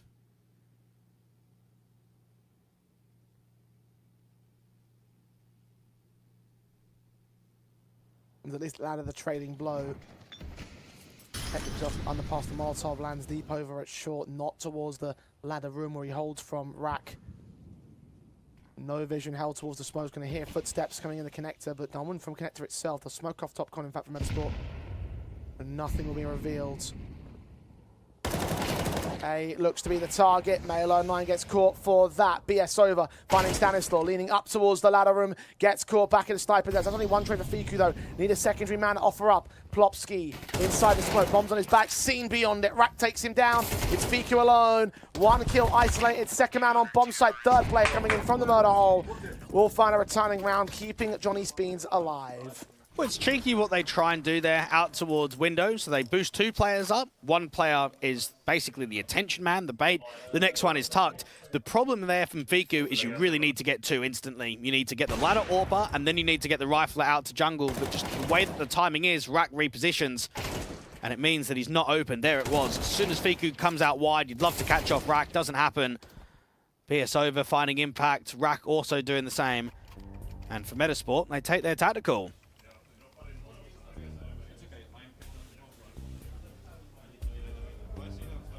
Indeed they do. Fast tack called in this best of 3. From either side too. Well, they might have the majority of the presence, the majority of the momentum. And of course 2 more map points to go. You just have to think about the fact that it is only 2 rounds to the good. There's potential in a Johnny Speeds return to OT. Metizport need to avoid that. And we're upset at Forzy, seeing players in the mid window, can't connect onto them though, not enough presence revealed, not enough vision gained. Pops instead with starting advantage with the T's pressing in. The CT forces move out towards Rav, both players go down. Hampus and BS over, taken away. Good nades on towards Plopsky and Mail, leaving Plopsky low, but a 5-on-3 still remains for Metizport. And look at that, you call a tactical within the first 20 seconds, you get a 2-man advantage. That's just Johnny Speeds allowing the fights to come towards the T's, and now you're going for the set exec. The CTs are trying to re-clear mid. Mate, there's no one on A. No one's in a good position. This is a miracle and a half. A missed smoke here from the connected jungle area. It's given a big old gap for Rack. Sees a man, Plopsky the low HP element, taking it back. Teams have to start to fall away, maybe only gain the default plant angles rather than extending out beyond it. The smokes will fade away, so the vision and the gaps will start to regenerate. It's Male09 tagged low with a Molotov. Backstab's watched out by Forzy. His crosshairs a bit too low. He unscopes at the wrong moment. Johnny Speed will be getting a little bit of luck on their side as Forzy takes a miss. Game on in this round. 3-on-3. Mail still being low, trying to hide. Rack finds Stanislaw. Fiku's got pressure against him. Flash forward for Rack to check. Mail 09 not revealed. They're going to spam through that smoke though. It's all Fiku now. Draken needs to get seen. He's off Kilser. Sprays good to the first man. Adjustment's not there though. As Draken found the one angle he wouldn't be pre-fired to. And Johnny Speeds take us to 24. Oh, you are kidding. Oh, they're big time trolled in that one. You're right about the miss smoke. It's a tight angle being held from Rack. But once you get into that post plant, they had all the space required. They didn't take jungle, they didn't take connector, and they didn't take CT, but they've got a ramp. And as soon as Forzy misses that timing, you just think, oh no, it's going to start collapsing quickly.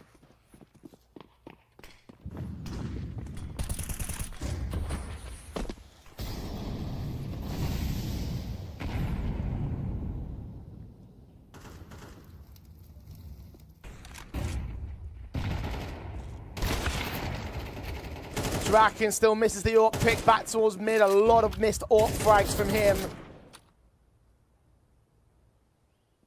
Metizport have the start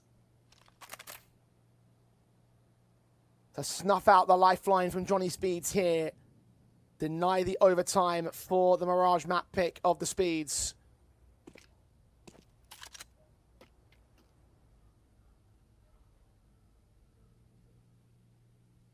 The M4s lean in.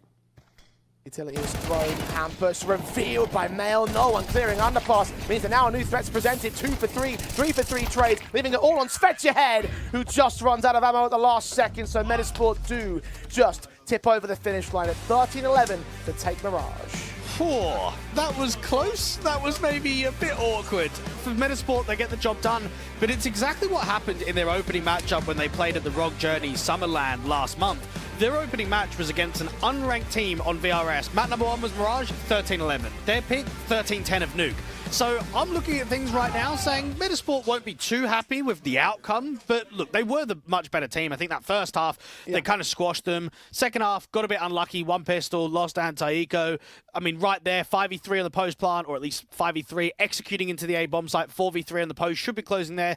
Didn't happen. At least you go 1-0 up. For Johnny Speed, you'd be happy with the threat. I mean, you've really given a fight back towards the favorites. I mean, they very nearly took it into overtime, so you got a very close affair in terms of making the map work relatively close. And just consider the fact that you're a brand new squad, right? Like they said during the interview, like Hamper said during the pre-match, they've been together for a week. So to do that against Metizport, who are a threat in this tournament, that's already a hell of an achievement. But ultimately, their home territory does fall out of favour. So Metizport hold a lot of confidence. How much confidence, though? Coach DP on the floor.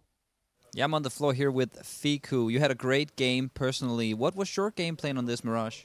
I mean, we didn't have like any gameplay because yeah, we didn't have any data about our opponents, so we just said before that we should play our game, and obviously like yeah, I got used to the lance already, like with the experience I have, so it's not that I'm stressing so much. I feel like really comfortable in the boys as well, and yeah, if we play our game and if we listen to each other and stuff like this, I think we have a lot of things under control. It just we have still young players and we have like a lot of moments where we are creating like chaos by ourselves, and it's like letting us down in a lot of moments, but we are like, you know, working on it. Obviously with the experience, with the more we play, it's gonna be better because we are also like fresh team, but yeah, I'm really happy that we won this Mirage, and now it's gonna be a really good show, I guess. And how are you gonna keep this chaos under control on Nuke? Yeah, the first map is like behind us, so you know the guys get like the groove of the scene, like a little bit warm up, stuff like this. So I think, and also especially that we won it, so like the pressure is even lower, right? So the only thing now that can stop us is probably like ourselves, that we actually get into this situation and we're like, oh my God, I should do this, and now I didn't do it, and we are full panicking because we are screaming that we don't know what to do afterwards, and yeah, it's like funny moments, but yeah, I hope they will not be shown anymore. Well, I hope you guys can relax. Good luck in the next, and back to the casters. I think Fiku said it best right there. The only thing that could stop them is themselves. Johnny Speeds, they put up a hell of a fight, but ultimately when we're moving in towards Nuke now, the home territory of Metizport, they're picking the series and definitely a default one for them. You should expect that now this could be a very quick and easy cleanup of the 2-0. I don't think there was too many mistakes being made across the board there for Metizport, right? I think in man-up situations, we didn't see a lot of over-peaking. We didn't see a lot of missed util across the first half and the second half. So I would expect going into Nuke, it should be more comfortable than Mirage. I think right now for Hampus, he's going to have to call a pretty good-looking CT side, right? He's going to have to try and get the most out of his youngster players. Very impressed by Rack individually. BS Over looked quite good. So for them coming in and being the younger faces, not a lot of people know much about them. I think that was a very...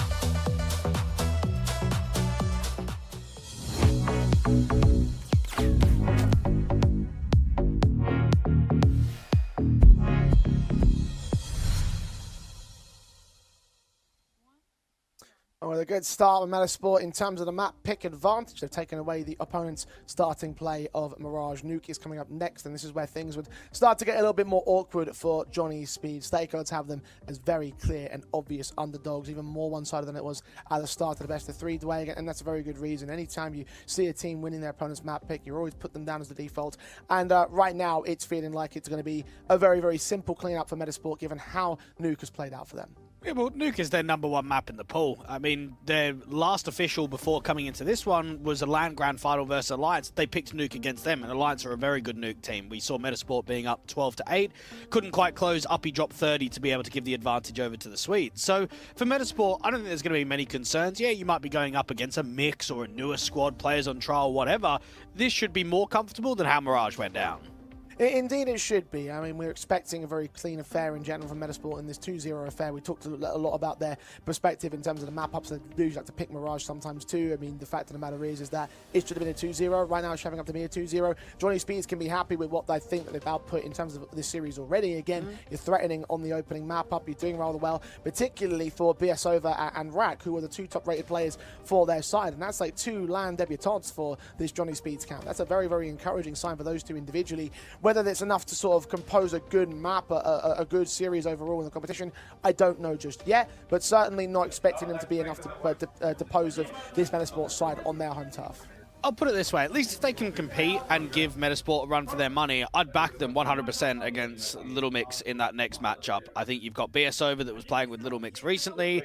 I know that Rack hasn't played there, but Svedjahed very early on in his career did. So when you've got those previous relationships with Quicks and the organization, and you've been able to really give a fight towards this Metizport side, you'll feel that even in a difficult matchup of a national derby, that you've got the edge. So yeah, they definitely need to compete and they need to show up against Metizport on Nuke.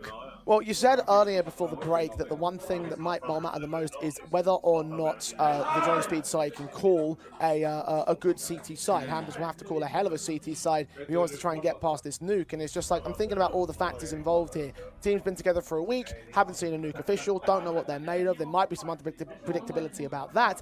But in terms of how much practice you can have on a map like Nuke, like, is that a realistic expectation for Johnny Speeds? I think Nuke and Inferno are the 2 maps in the pool that are the toughest to upset when you're an underdog team or when you're a brand new squad, because it's so protocol based with util and it's all about timings. You can't brawl and get yourself out of trouble.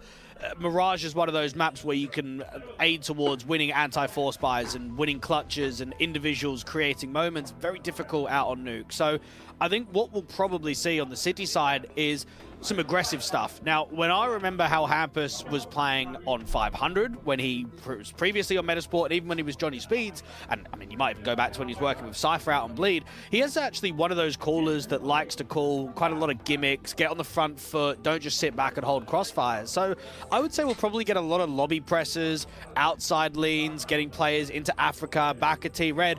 I think you've got to be slightly disrespectful to stand on the T side. I think that if you just kind of let them work outside, throw diags, 1, 2, 3, give them room, give them time, that's when you just allow Metizport to roll you over. So I would not be surprised if we get some gimmicks out here from Hampus and the boys. Well, it might well work out to be rather interesting in that respect, because if you're calling gimmicks with players like BS Over and Rack doing particularly well, then you get those youngsters fired up and you get them involved much more actively into the CT basis. Then there's a very interesting dynamic that could occur here from the Johnny Speed side. I don't think it will be enough to necessarily turn up a map win or to try and deny this 2-0, but there could, as you mentioned earlier in the start of the series, be some threat available to Johnny Speeds, be some just a little bit of that like scoreline potential in the map itself rather than the series overall. Yeah, you can definitely look at it that way. I think my issue with going down that logic is that you take map #1 of Mirage, okay? I think tactically Metizport looks pretty sound. They were all playing off each other really well.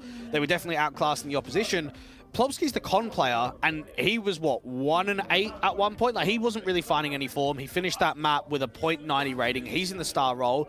You've then got Malo9 that only dropped 11 kills, 43.4 ADR. So your 2 players that you have high expectations for, just because of the players they are and the roles that they're in, really underperformed. So that's also another helping hand to why Johnny Speeds were able to get it all the way to all rounds in regulation, is that you didn't get that impact out of Malo9, you didn't get the performance out from Plopsky, if we just get, let's say, an above par or average performance from Plopsky and Male09 by their standards, there's no hope. There's no chance now going into your home turf of Nuke. Yeah, definitely agreed on that front. I guess then the turn to the next question is how likely of an opportunity, how likely of a chance we're going to see those two players really perform on this map up? How likely we're going to see them turn around the situation from previous to now? Well, Plopsky's the highest rated player on Nuke on LAN in the last 3 months. Makes sense. He's the outside individual. I've got a lot of faith in him. And I think Male09, again, very structured on the CT basis, very good in those solar anchor roles. I think he'll be good on the CT side and as one of those lurk and extremity players on the T basis. So yeah, I would say very easy for them to turn it around. I think as well for Male09, yeah, you've probably been pracking with these boys for a little while. You know some of the teammates from when you were on Metizport in the past. But it's always one thing to go from the prac rooms to going straight in towards the official. And I think now you've maybe got the nerves out of the way. And again, it's still a 17-year-old player that's got, what, 130-odd maps played on HLTV, and you're now working with some ex-Tier 1 players. Now, there were some ex-Tier 1 players out on Alliance, but it really is only Twist. I mean, Ira, Bobek, Upi, all of those guys, they've only been high-end Tier 2. Now you get to work with a Fiku and a Plopsky and a Stanislaw. So, yeah, I'd say just getting Male a bit more comfortable with the system, getting him involved in more officials. I could very easily see him being one of the highest-rated players of the tournament as we get towards the end. I think he's only going to grow and he's only going to perform better. I certainly would agree. I believe that he's got a lot available to him. There's a lot of potential within this kid in general. So the fact of the matter is that as the tournament progresses, you should see them get more chemistry towards his position. He should be able to work a little bit better with the team. Maybe it might be a bit of a stretch to say per se that they have enough chemistry to go ahead and to soar right through with easy matches all the way through. But certainly in terms of the potential available, there is a lot of it for Metizport's side. And this whole tournament will be a litmus test to see how well they've bedded him in over the summer, over the break. Again, they've had a good couple months in their last competition back at the Journey event in Jönköping. So we've had time basically to see how the practice will work out for this team. And I'm sure that Stanislaw is looking at this group stage saying, right, let's get out of the groups, let's get ourselves a top seed. But really, I want to see him come for Team Liquid because, I mean, he was there for a very long time in Liquid and he was able to bring them quite a lot of success with the trophy department, with going deep in Tier 1 tournaments. I know that it's a long time ago now and we're in 2026, but you want to give it back to Alish, Naf, your old teammates that you had over there. And I just think for Metizport as a whole, I mean, this is just an organization that, even though they've not, let's say, been from Sweden but supported the Swedish scene, when you're in the Nordics as Plopsky is the Swede, as Male09 is the Swede, you want to always prove that you could be one of the best kind of Scandinavian teams. And I think at the moment, we're not really seeing much from the Danes. We're not really seeing much from the Finns. So it is kind of the Swedes that are just leading the charge at the moment when it comes to threatening in the Tier 2 atmosphere and being those stronger teams overall. Well, Joy Speeds aren't necessarily one of the more threatening of the Swedes, but definitely have an opportunity to try and provide some threat in this competition. Whether they can continue to maintain the level of performance, and that will yet to be seen. For now, a lot of momentum to the favour of the opposition. Johnny Speeds will carry forward whatever they can. See, obviously, we're still waiting on Male09 to get into server. I'm being told that there's been a PC restart and then a Windows update at the literal worst possible moment here for the Metizport side. We'll get him back in as soon as possible and we can carry on with our best of three because Metizport would like to try to wrap this up quick, get a decent lunchtime break in. And focus fire on what is shaping up to be Fnatic in the upper matchup. They're 6-3 up over Lil Mix on the second map of their series, currently going live on the B stream.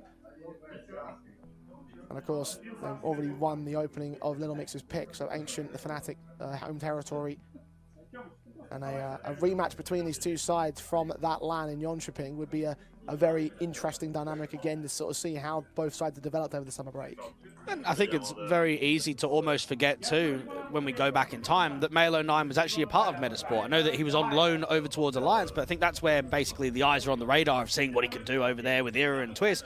But he actually did play here for a few months, so he knows what it's like to expect from Plopsky. I know the lineup was very different. We brought some newer pieces forward. I mean, Stan came in, what, April of this year, and Forzi came in at January, Fiku only came in a couple of months ago. So it's a very different lineup, but he understands the organization, knows the staff, knows what's expected of him. But also, when I look over at Male09, I mean, going up against some ex-teammates, him and Draken played over 120 maps together on HLTV while both being on Johnny Speeds, even winning one of those local lands as teammates. So having the success with the organization, with Draken, you now kind of want to prove that my career's gone a lot further. I got the chance of going over to Metizport and then Alliance. Now I'm back towards Metizport. And I mean, for Draken, it's probably just to keep playing, being a part of a really important rebuild for the org. In the hopes of turning up a new lease of life for him. Again, as I mentioned before, he's one of those players that was around on Johnny Speeds in previous editions, around for a couple of years, and only relatively recently was benched, moved to an organizational capacity, and now returning more permanently towards the roster. And there's a lot of history between those Swedes on both sides of the board. And therefore a lot of pride into this kind of a matchup right now. Metizport are handy in terms of their state. We're going to find out whether or not they can turn up that 2-0 rather easily in a short few moments' time. It's what we're really expecting out of them here, a clean run through this group. Because even above Fnatic, you might put them as favourites just through the LAN experience alone. Yeah, I'd agree with that one.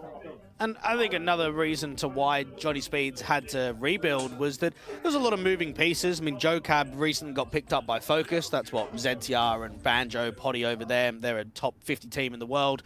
So lose him, and then the contract was running up with Sapek. So he decided to leave. And he even kicked Freiburg. I think a lot of people were surprised about that. The head coach for the first time going into coaching, no longer here at Johnny Speeds.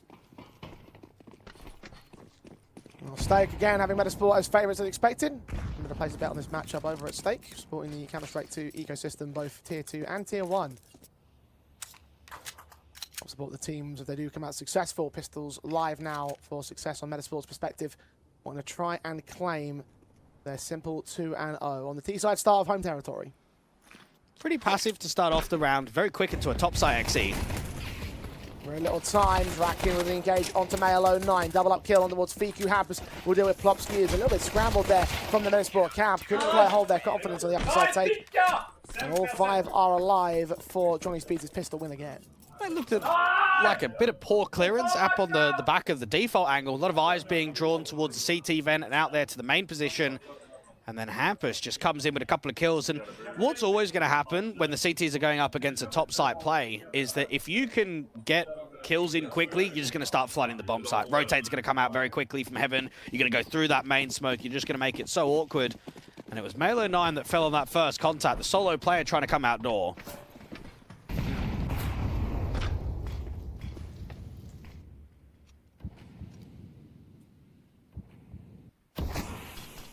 M4s and SMGs.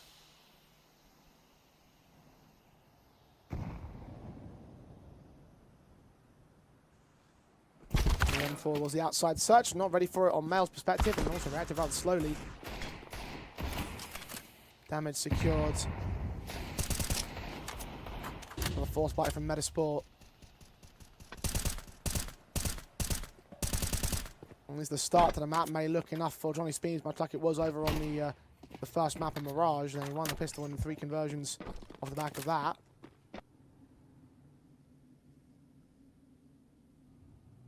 With the man down, we'll stand on 23. Looks like it's likely to be the same thing here. Yeah, there's almost nothing in this round. They need to get the kill cleanly against Rak, who's just going to play range. And you've already got Draken as a quick rotator out from ramp. So 2 defenders on this B-bomb side. First fire, Plopsky spotted. Rak happy to get out of the way.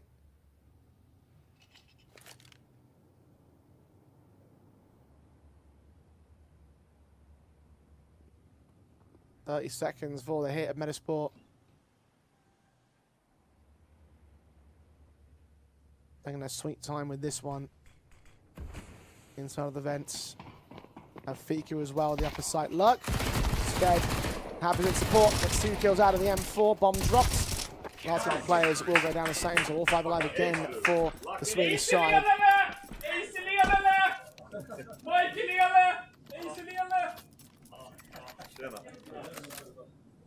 A 3rd round of eco for Johnny Speeds.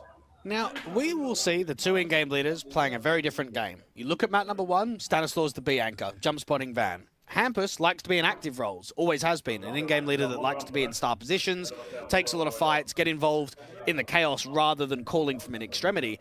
And what do we see out on Nuke? He's the outside player. So he's going to be taking a lot of fights, he's going to be dueling. So you're going to expect a lot stronger numbers and a much better performance individually from Hampus just because of the positions that he's going to be playing.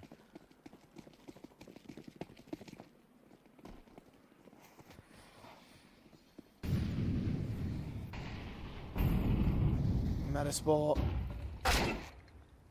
Oh, good shot from Fiku. It's a bit of a response. BS over. Put down, as is Fiku, taken back by Draken. Wasting little time to find a response to an even man stance. The pistols will try to take some space away. The upgrades available to them. The lock of Stanislaw is put away by Hampus though, as Forzy also goes down towards Fed. SMG kill to farm some cash. And the bomb, of course, dropped very early into the round, so nothing can be really gained in this one now for Metizport. Maybe another exit frag or two. Legal stands to attention back on crack. Good adjustment from Plopsky. With him being sussed out with Melo 9 going down, the C teams know exactly how to win this round. And the one more Deagle kill can come out of the man, make it a bit more expensive, try to keep the economy in check for Johnny Speeds. Searching around the upper of AC and had the right read on Hampus, but not the faster reactions. So 3 stay alive, 3-0 start for the Speeds. Metizport up to the bye. And very similar to the conversation we've had a few of the Johnny Speeds players. Yours, Fedge ahead, Hampus, Draken, been a part of Johnny Speeds, got benched, either went elsewhere or looked for other projects, and then come back. Plopsky is also in that same position. He was a part of Godsend, moved over to Metizport, spent a few months on the bench when he was a part of the Swedish roster, and then got brought back when they went to go for this new international direction. Bring in a Czech Orpa, bring in a Canadian in-game leader, Polish rifler. Been here since December of last year. Now at the moment, slow start to begin out on Nuke, but first gun round can always change everything. And then it can. Mention the dictation of the economy being one of the strongest elements of Johnny Speeds in the last map. Because of those pistols, because of those conversions, because of those break round steals that ultimately allowed them to tip it as close as it was. In the first half, when the rifles were broken out, that's when it was truly contested by the Metizport camp. So I'm expecting good things out of this round at least. Home territory as well. Although headsets have come off again from Johnny Speed, so more technical problems. So a bit of a small delay here for Metizport.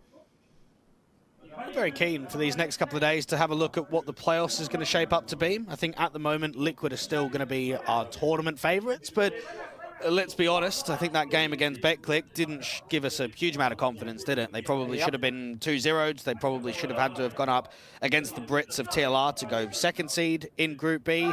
I think the Bulgarians look in very good touch for Ascend.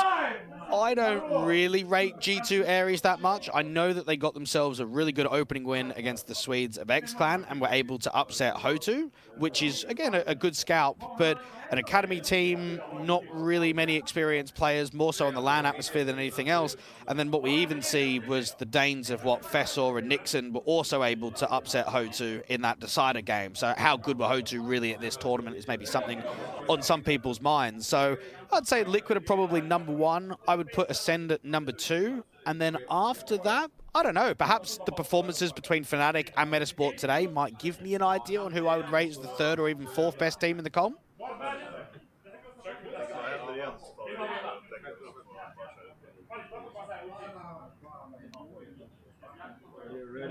Ready.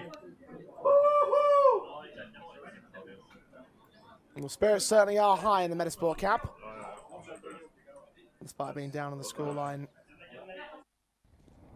Up to the rifles to try and contest this map, try and contest their pick, take it. In a 2-0 fashion is what they're ultimately hunting for here in this Nuke.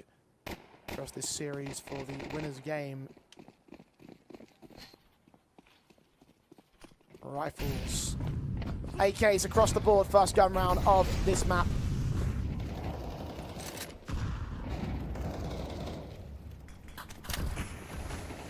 The M4s will be set out to contest this. Still got an SMG and Svedge ahead, and Very few casualties across these first 3 rounds for them, so money's still pretty well bolstered. Take the bonuses, have to fall by in the next round 2. Drakens. Orb upgrade's going to be a little bit of extra expense. Keen to see whether he can improve upon his individual level. It wasn't all that amazing all the time. Klopski forcing forward into the bomb site. He will go down, but Hampers will fall first to Male09. Rack caught in the back. Small tag against him, contest by other T-side members, and 2 of them on the bomb site will be called out. The bomb will get dropped, the SMG, aware of the second. Draken missing a shot back towards the squeaky corridor. And Fiku goes hunting around the edge of the smoke. Feds are going to get caught. Player at Heaven, sending from hell, was heard and found out by Stanislaw, who will get taken down. Fiku turned away. The backstab from Lobby is the next big concern. Bomb on the back of Fiku as Mel gets caught on outside. It's on this AK now to contest them both. 1v2, timing is everything. He wants to give him an off angle against the AWP. Hope to try and catch the Heaven player. Now, a vent drop could be in action, and both of the CTs is just going to group up together. I like this. Rather than separate 2 players each, they can just walk back into lobby as a duo. And Fiku unaware of it. Making the noise of the vent drop.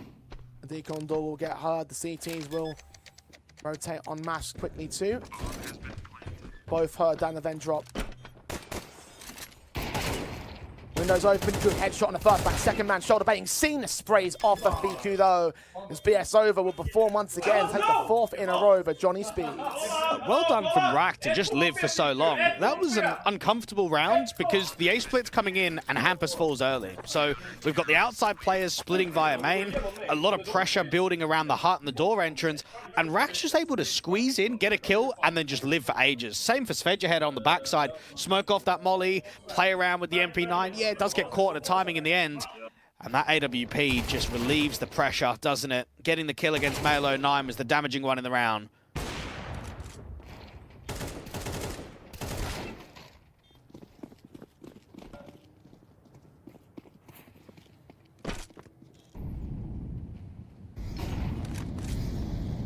Metizport.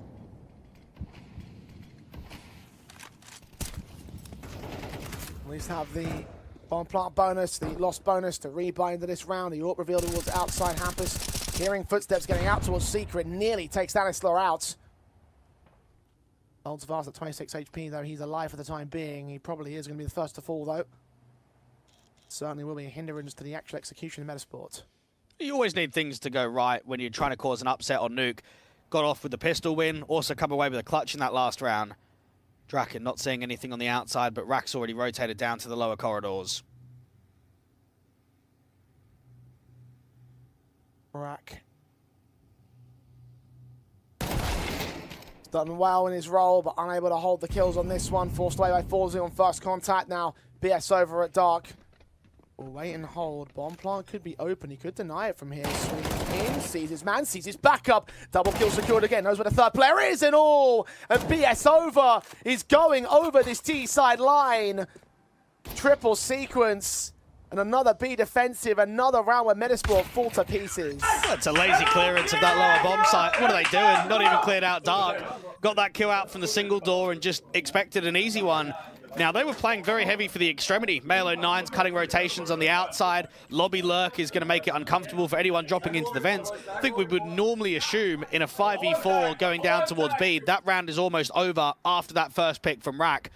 But without the clearance of Dark, BS over just cleans up. Really good trigger discipline to be able to get the 2, instantly swing against that 3rd. Plopski's expecting the vent rotation or at least a faster player to come from Secret, so he's not looking out to the bomb site directly. And look at that, Metizport 5-0 on the CT basis, and we've only had, what, 1 bomb plant? So that's not helping out the cash injection. Well, of course, this tactical. Vins needs to talk to his boys. Not good enough. Metizport. Understand it's the T side of Nuke, but this is your own home territory. You should be offering more than this, and we're just seeing lacking in multiple regards. The finishing, the checks that you mentioned, the impact as well. No one's really fragging at the moment. Stanislaw on 0 kills. He was the top-rated player of the last map up. Forzy on 1, Male09 and Plopski continuing to be quiet in this series. Fiku, the only man who's delivered a little something, but even that's not enough to win a single round here. With pistols pulled out on Metizport, it should be a 6-0 beginning for Johnny Speeds. This is where confidence just starts brimming when you're the newer squad. AK's in the hands of the city side. Hampus with a good timing. Works his way forward, sees two, takes only one of them actually, the other man disappears in the smoke.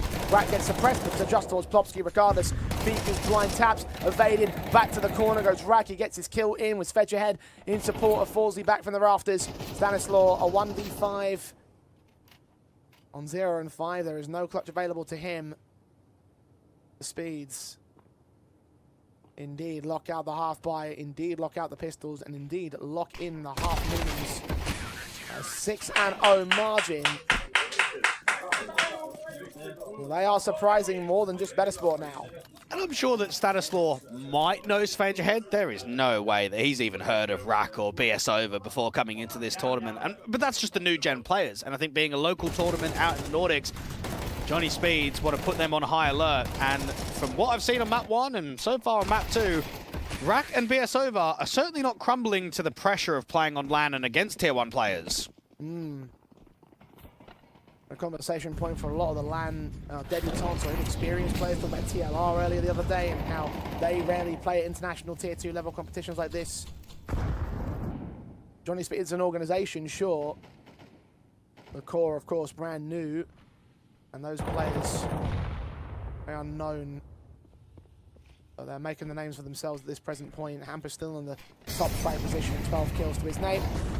BQ charges up to the bomb site. Svedge gets caught. Turn 180 towards the next man of Rak, who still finds his kill alongside BS Over in support from Heaven. He will lose that player on the center of the bomb site. Hampus will go down, but Draka responds. 2v2. Mael and BS Over are tanked up heavy in both exchanges, and the bomb's been dropped on the upper bomb site. Metizport may start to commit to A. Yeah, Stan was expecting the ramp player to come in from lobby quickly. The in-game leader's going to have to win it. No more util here for Metizport. They're going to have to do this in fighting out alone. Good shot from Stan. Second man seen!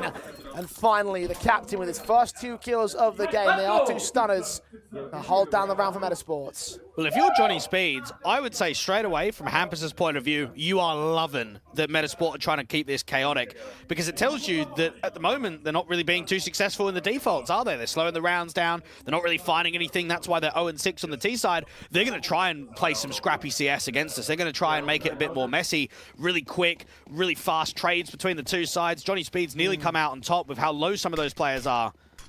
AWP being reinvestment in from Draken, and instantly on the outside, I mean, Hampus is just pressing. M4 moves up beyond the smoke. A fight on Falsey. Falsey's faster. The AWP of Draken hoping for someone to present from Silo. There is someone up there, but not revealed just yet. No shots can land. Rak's gone right past the T side contact. Oh, this could get dicey. Gone down the vent, so Vicky will not try and contest him. We'll just focus on the site here whilst Falsey continues to find picks on the outside. Rak's attention turned towards known to that closed vent corner. There's no one that can rotate towards the B side, so this round is already over. I know that it collapses as soon as Hampus peeks aggressively on the outside, but I love that. It tells you confidence is very high for the CTs. They're not afraid. Hampus is calling around himself. He's trying to get very aggressive. He's trying to catch the opposition players off guard. How many rounds are you going to be able to do that for, though, until the adjustments come in from the T side? Now, I would say for Metizport, if they can at least get 4, if a bare minimum they can get a 4-8 half, that's recoverable. You've got rounds to play with going into the second basis.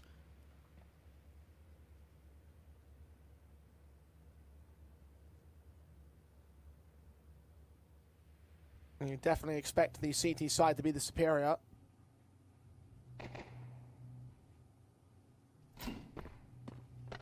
See how wary they are of taking the B bomb site, though. Again, Johnny Speed didn't have any presence down there. Those first 2 picks, and no one even bothering the rotations. Not then, not now. Save one of these guns.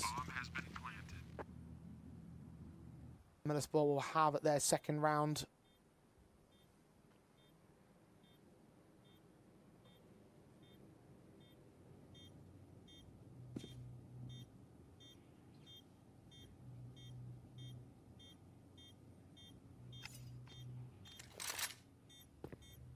Johnny Speeds will at least keep a majority of the weapons, so the money state won't be quite as weakened for the next round by and the buy after that.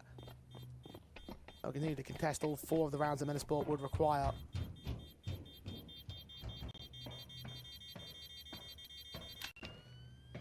It's 2 out of 6 to return to an even scoreline for the half. All 5 are alive for the T side. And another reason to why Johnny Speeds went in for a bit of a rebuild is their last LAN was an absolute joke and an embarrassment to the local scene. They went to the Svenska CS Ligan back in June, where their opening match was against Rethink, which was funny enough against Rack, Pike, Zeke, Chucker. They lost in a best-of-3 when you've got, what, Heap, Nork, Lekro on the roster. The one after, though, the lower bracket final, they're losing to Hemsky, Snow, Real Yummy, Tyrex. Like, bro, who are these guys? Like, who are those players?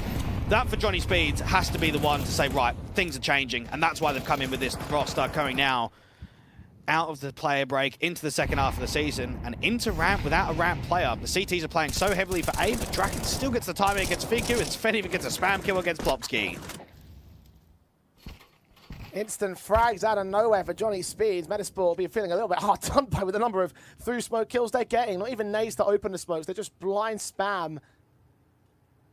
Mail and Plopsky and Fiku all down at the start of the round. Stanislaw just finding such a powerful position over a ramp. Could have split in with Forzy towards that B-bomb site. Maybe if they get racked, they can still find a bomb plan out of the round, but the 2v4 fend-off from there, you are asking so much out of Metizport. As great as they are compared to Johnny Speeds, it's too much. Even then, it won't go that far. Forzy taken down, 1v5 for Stan. It's the worst response for Metizport. Tactically, they get all that space towards ramp, but they get farmed on the outside. And this could be a 5 alive round. A lot of AKs at the recovery on that outside position for the CTs. And Hampus is 13-3. Stans can open up the single door up against Rack. Oh, what adjustment that is from the M4. Oh yeah, Johnny Speeds are coming here to play and to win.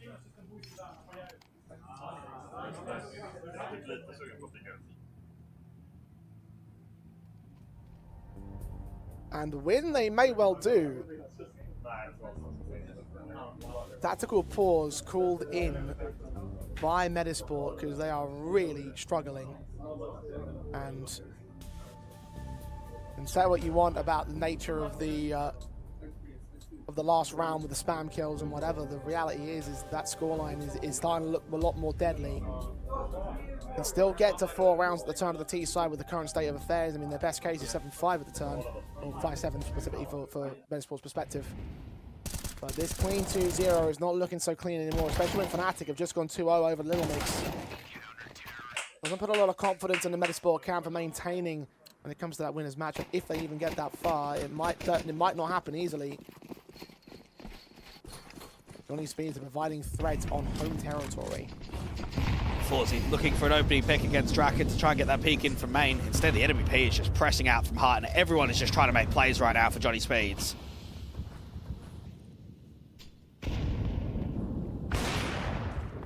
Shot missed by Draken. Forzy hits one on Rack. Inside court beyond the smoke at Squeak. Diag set in by Metizport, peeking in a little bit off-kilter towards it, was exposed towards Heaven, but no one was there to receive. Ambers will get no information back of his own. And now they're in secret. Now Metizport have the control with the advantage. I'll wait for the outside presence to sort of get a bit closer to them. Regroup and move. B is seemingly the target. Well, the round's over. Johnny Speeds are playing so heavily for A. They've got 2 A defenders, and they've got Hampus that's hoping that they wrap an A split via main. Because you don't have anyone towards lower, I think you look for exits. Because the economy is so good that you can at least warrant and press around for retaking positions. But I think if you just trap them into the bomb site, if you drop, let's say, even 3, 4 T players, you ruin the economy in the buy state for round 11. Hampus has found timing here from Garage to look down secret. They have to be slow to act for that backstab to truly present into a true impactful backstab. Maybe it might get Fiku. Nah, shut down in the corridors. Most definitely exit frags now for BS over specifically. His teammates are nowhere near him. They're prioritizing saving the AWP, sorry, saving the other M4. A lot of cash available for Johnny Speeds. And will be a buy in the next.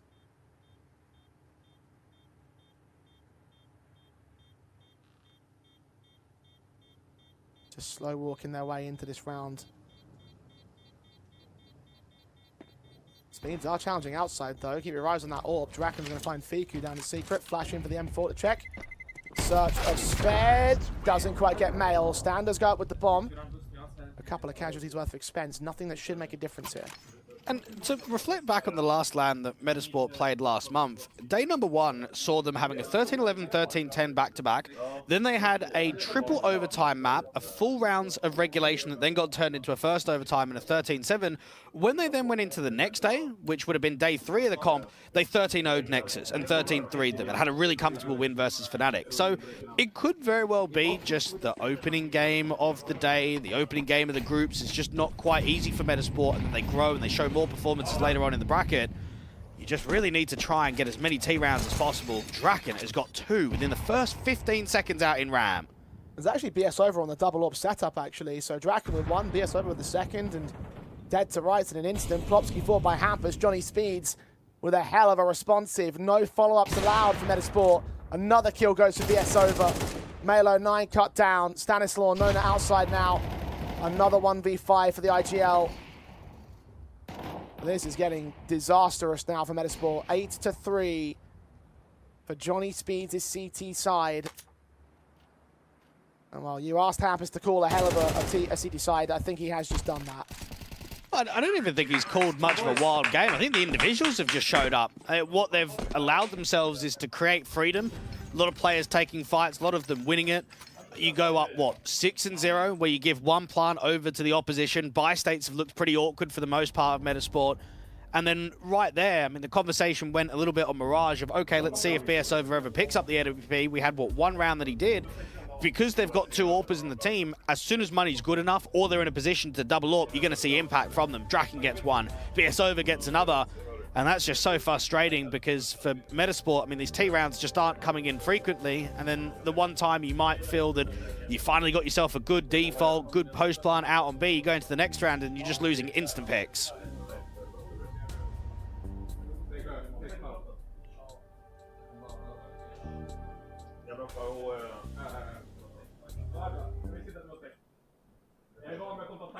What should have been a walk-over map for Metizport has turned into a threatening one for Johnny Speeds, and well, it's not helped by this constant stop-start. Headsets back off, technical issues, I think, on the Johnny Speed side this time.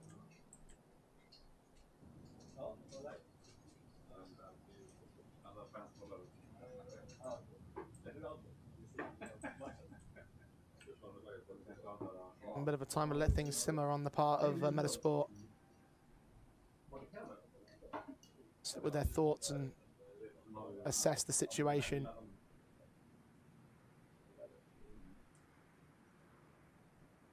What is the solution to their problems, though?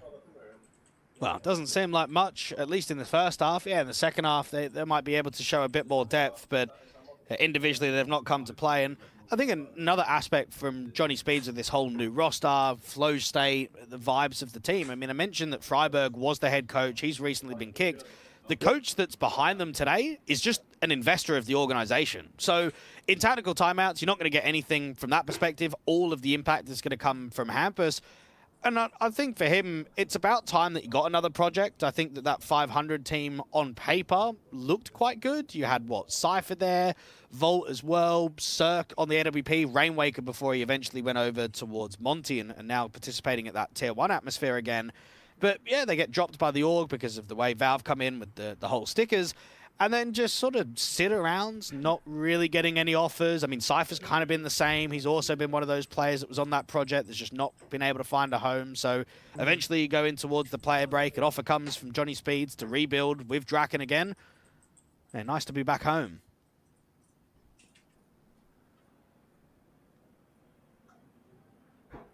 In the Swedish team with Swedish org.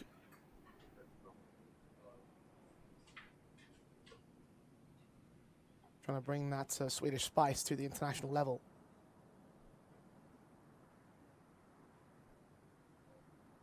Delivered quite a lot of spice thus far here in this matchup. Surprising us with how well Mirage has gone down and shocking us with how Nuke has handled so far.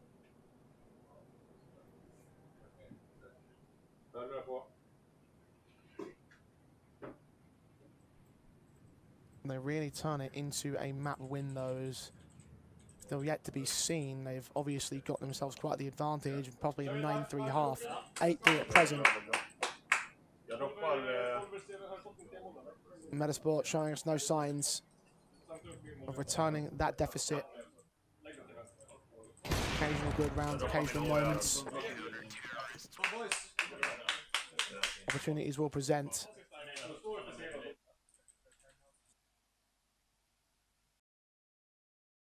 The AWP in for Draken. Broken by for Metizport for the final round of the half. Galil's on 3, AK for 1, Tech 9 for Mail 09. Metizport need to find a good sight hit here. And Rack is holding off against that door pressure, but they're going to commit anyway. Flash forward, BQ on sight, leans up, sprays good, only for the 1 kill though. Rack with a double, triple! The transfers beyond the smoke to the header. Plopsky, Stan and Forzy are forced to respond, and they do respond indeed. Draken alone. 1v2, AWP in hand. P250 pulled out against Forzy. He's low HP first, but he puts him down. Finally, a good round out of Metizport, but not before a good sequence out of Rack that definitely threatened them. They do find that 4th just to close the half. And for any of the viewers, for you and I, we always want to see when players are on trial or they've not been given contracts, we want to see them prove their worth, right? And I think Rack has just looked incredible throughout this best of 3. What a sequence out indoor. It's a shame that he doesn't get a bit more help from the other A player on the hut side, from the rotator out from Heaven, because that 3K should have been a 9th round. Instead, for Metizport, look, from 0-6 down to get 4 T rounds, it's a recovery. It hasn't been a good performance on Nuke. I have seen those odds over at stake for the map win. Johnny Speeds. Giving a lot more life, a lot more benefit here. And right to do so. Up by a margin of 4 rounds, a pistol win, a break round steal, much like they've done throughout the course of this series constantly. They've never allowed more than a single with the pistol in the conversions to go the way of Metizport. As Draken strikes first, it will be opening contact for the Speed's favour. And that outside kill might just rotate some CTs down, get a player either dropping into the vent or at least searching for main and get them further away from that A-bomb site. Mail with the Julies is trying to search, so is Stan. Regrouping back in towards lobby. They've got util, so out towards ramp, you would expect a pop as soon as there's contact against Fiku. Sees him, good headshot on the first 2 players. Trying to deliver a similarly great sequence. Rack finally deals with him. 3-on-3, Metizport only have 1 player down on the lower bomb site. Mail 09, Julie's sent in. Still only 3 kills. Still a very quiet series from the young star. 2 round the corner, Rack herds, Fedge ahead. In support, the Julie swing. Kill the first player. Rack returns with support of Hampers. Can find Plopsky 2. And Stanislaw in another clutch. This time a 1v2 and hard by the T side. Kits unavailable. Nowhere to be seen. On the bomb site, it's centralized plants. Johnny Speeds just toying with him, trying to force him into an awkward fight. And in the end, they just take the kill straight up. Pistol win. That spells disaster for the opposition. Well, I tell you, the vets have stepped up around the youngsters. I think we can look at map number 1 and say, didn't see much out of Hampus individually. Draken looked okay, nothing special. Going towards the second map now of Nuke, and Draken just strikes instantly with that opening kill. P250 and armor on the outside, gets that garage player. And then down there, suffocation at the double doors. Overpeaks coming through from Rack & Co. Johnny Speeds, 9-4.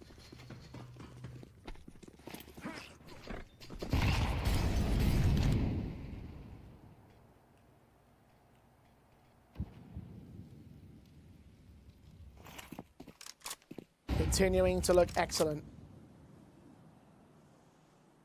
Metizport continuing to look like they got no chance.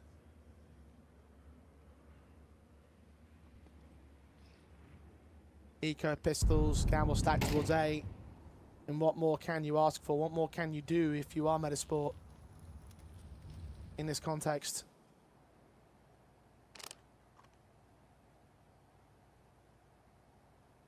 Looking at the rifles in the next round, the buy up from there, a return only possible with a decent set of weaponry, which they just don't have in round 14. And the Speeds will know full well on that one. They'll at least be leaning into the upper bomb site for the lurker, but the B site's being taken right now, so rotations will get called, player will get caught off guard. BS over on to get some cash out. Doesn't quite find all the picks, just the 1 kill. That return from Metizport does not threaten anything. And perhaps there's some similar vibes to that Liquid BetClick series where the Poles were heavy underdogs, should have been able to get a 2-0, wasn't able to do so. I mean, even though I think the scoreline might be slightly misleading in map number 1, bro, it still went 13-11. It still went full rounds of reg. And Metizport probably just tap this bomb, try and draw players out in the open. Never winnable, but at least you can drop more T individuals, make the economy a bit more scarce. Rack, though, deals with those last couple of players. Malo 9 looking for an exit towards the top of the silo. You even think back to that clutch that Hampus had, what was it, in the first half, Mirage, the 1v3, where he just misses out to Malo 9. I mean, if that round goes right, is it a 13-11 in favor of Johnny Speeds? And then we get this performance out on Nuke. I know that it's fantasy, but if you're Hampus and you're Draken, you're thinking, lads, this Metizport side are not in good touch today. They're struggling. They don't look all that threatening. They don't look like a favorite. Let's give it to them. Let's close Nuke down very quickly. Let's get it towards Ancient. Let's win this series 2-1.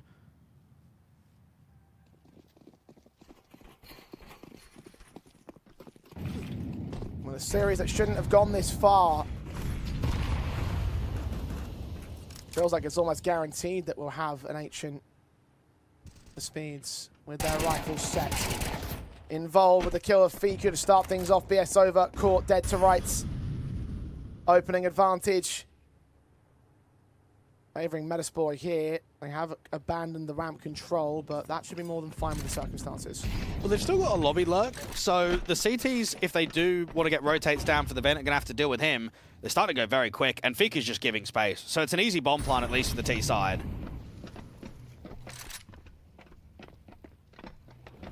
Just can't clear all those corners, make sure that no one's holding her back towards the dark angles. Bomb plant secured. CT still on the way in. A flashbang thrown over by Fiku in towards the window will pop open. A little bit of another access point. Meanwhile, Deacon's being taken by Stan and Mail. Molotov's deep. Fiku leans in. His deep damage done towards Fedge ahead. Plopsky, the assistance on the kill. Draken with a returning frag. Plopsky continues to hold, but Draken with a double kill with Rack on site in the back lines of the rafters. Challenged by Fiku. It's all on Draken now. 1 versus 2. Cut down by the pole. Metizport find their retake, find their 5th. Well, considering that that is a round where they're using it as bonuses, they've got Galils rather than AKs up for everybody, and they lose an opening pick to Fiku, that's pretty successful, right? You get a bomb down, you get yourself quite a few casualties, a 2vx that's nearly workable. Draka just needed that quick burst to try and set up him and Rack on the vertical crossfire. Not to be. Survival for Metizport, just about.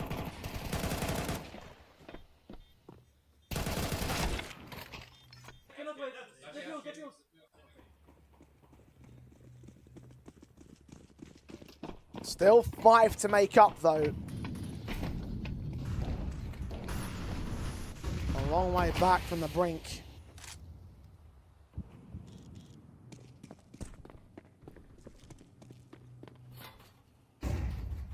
Money stays a little bit more broken for Johnny Speeds, though. Tech 9s and the rebuy. Orp still in for Draken. Still a couple of AKs, too, for Rack and Hampus. For Rack especially being a major threat. Hampus seen what an engage that is for Fiku. Then the only man to post the numbers here for Metizport, maybe lacking an impact across the rounds themselves, but start here in round 16, take one of the only 2 automatics out of play. It's good. It's not so much just the numbers, but it feels as if he's the only player that's got some life in him at the moment. Getting opening picks in back-to-back rounds, it's looked incredibly flat from everybody else. Draken on the outside is hoping that someone overextends, gives him an info swing. Not to be. Heavy for A for the CTs, and for Johnny Speeds, I mean, looking at where their positions are, it should be a pincer in from door, or at least movement towards A. Well, Rack and strut back 4Z. Yes, simply Stanis still in. Goes to T-side contact. BS don't get a kill out of it. Svedje can return back, but Mail 09 with a 3-man mowdown. It's finally shut up a decent sequence. Grouping them up. And mowing through Draken. Alone. Orp in hand at 30 HP, needs the perfect shots to the CT contacts. Unawares of where Fiku is going to hide inside that vent. Mail 09 will just stall out the man. Bomb, of course, held at Squeaky. No wall bangs allowed. Draken will fall away. Hold on to the AWP as Metizport will take their 6th round, try hunt them after time. I don't think they're going to get there, though.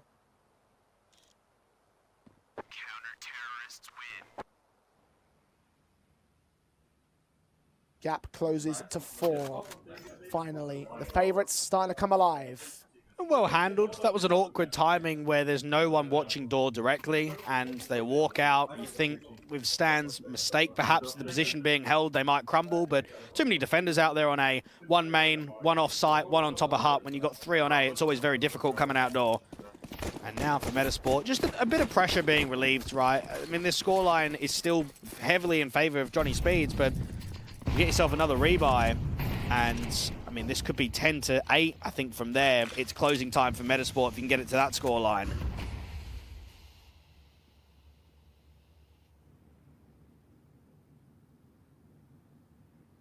Ballsy, shots on, Draken taken. Advantage Metizport.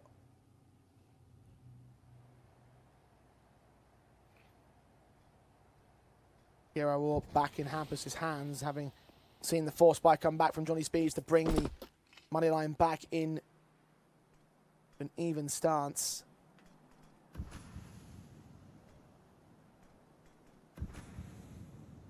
How much success can get gained in this round with it, though? The press forward of Plopsy is going to cut off their options. No man towards outside mail going to work. Was a squeaky avenue. Rax just seen his shoulder. HG sent on timing. Evaded by the majority of the T-side presence. Nade down the multiple of the sight from the player over at Minis. That's a bit closer, but Sledgehead with a double dink down. Plopsky still ends up with a 3-man spray. And the last of the backside deals with the AWP. So no major threats generated against Metizport. Johnny Speeds. And their lead down to a margin of 3. Yeah, they're just questioning the economy. Forzy asking, will they buy now? They certainly won't force buying in back-to-back rounds.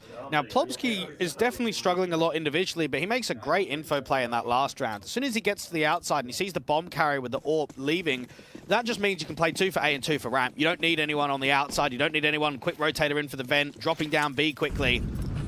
Just hold strong crossfires. Light and Deco. Draken is up against an extremely aggressive AWP, but Forzy ends up backing off in the end.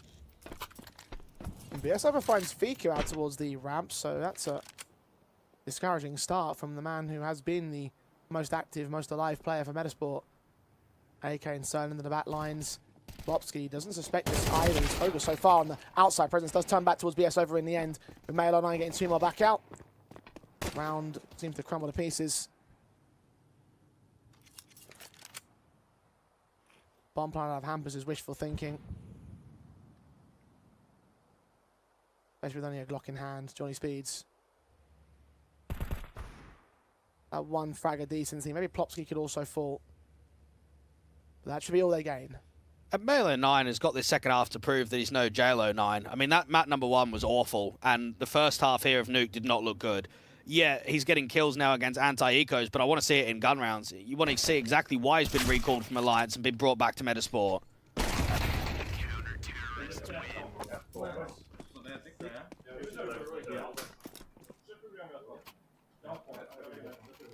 Certainly a player you look towards the most.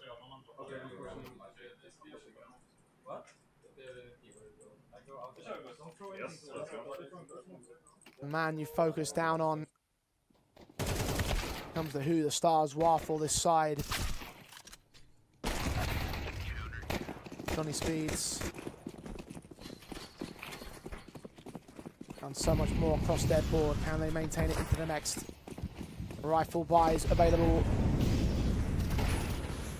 Orps in play for Forzy. Plopsky extending past the squeaky door to get BS over. Is going to start things off wonderfully, but Johnny Speeds fast down into the lower tunnels, lower corridors. Plopsky smoke has a gap generated in it to see one player crossing, but the Molotov comes back to return with the T-side line. They're now looking to get into the bomb site. Fiku standing in support. Awkward spray comes out. He transfers with Forzy and Plopsky also supporting him.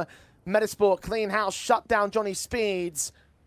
Took a map and a half to really get involved on Nuke, but now they are going. Well, what we see there is an instant read of the round itself. They recognize it's high press, it's quick down towards lower. Now for Plopsky, he beats the rotation by getting out there from Vent. Yeah, okay, doesn't quite slow them in. But what he does, which is very cheeky, and it's difficult to pick up on that round because we're looking at it on the other point of view, that Rafters player of Fiku was basically waiting for the timing where they opened up the single door at the moment they're running out of double. So that's why they could just basically lock in. Now Hampus is just making it a little bit more expensive towards the tail end here, try and make sure it's not just 5 players staying alive.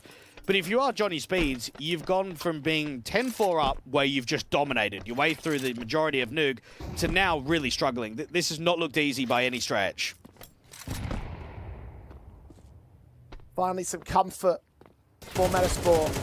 AK is good, a challenge on Hampus. Second man, lesser so, though. Stanislaw peeks ahead of him. But a transition back over towards the window. There's no one presented. Stanislaw catches him, turned away. So 9 now for Metizport. 5 in a row from that 10-4 score you mentioned. Frustration starting to build on the Johnny Speeds perspective.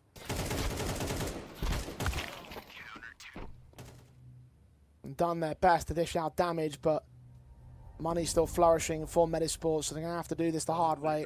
Tactical pause called in, as you mentioned earlier. No coach of tactical basis to offer them any major advice. It is all going to come from Hampus. And it's all got to come from individuals. I think when you get into this state, okay, new team, newer players, lack of practice, when you're struggling on the T side of Nuke, Hampus might be able to call certain strats to get you out of trouble, but unless you've got playmakers, you will not be able to win. You will not be able to get to 13 and close. What you need is a Rack to get a double, a Draken to get an opening kill. This is where, as a caller, you rely on your individuals for them to create freedom, but also create chances. Because otherwise, yeah, it's going to be Metizport potentially not even losing another round. They could steamroll to 13.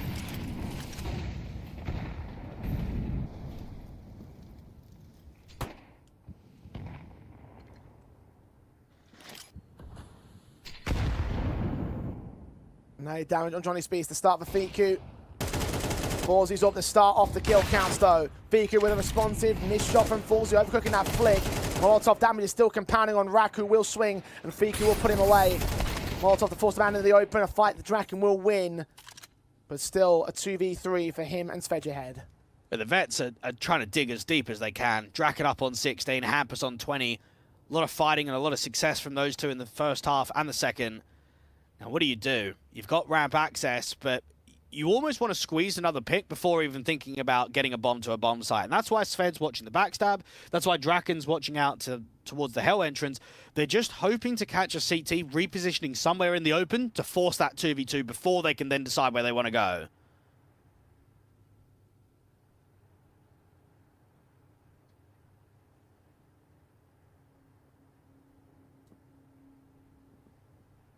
Time's running against them,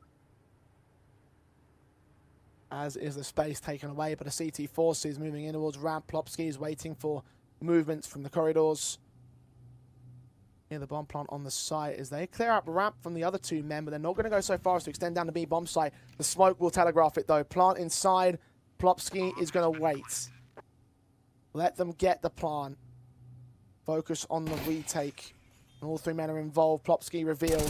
Stanislaw leans in, spray does damage, but Draken comes up with a casualty. Sved swings, and now it's all on Draken on 4 points of health in the open. Plopsky swings, gets him down, and Metizport are all the way back. Well, it's an easy read there from Male09 to think if there's a player getting up onto the rafters, then there's going to be someone trying to re-aggress out there towards the ramp control. So don't just give the fight straight away, wait for it to appear, and then just play the 3-2-1, everyone swings together. Johnny Speeds on this T side find themselves now going up against multis of the opposition. I think for the majority of that first half, numbers were very low for Metizport players. We're now seeing Fiku at the back of ramp, being able to get a couple, stay alive, do really good work. It's definitely been a slow start, and it's been an underperformance by their standards in this opening matchup. But you can almost push that past them and completely forget if they get a 2-0, if it doesn't get floated towards that finale of Ancient.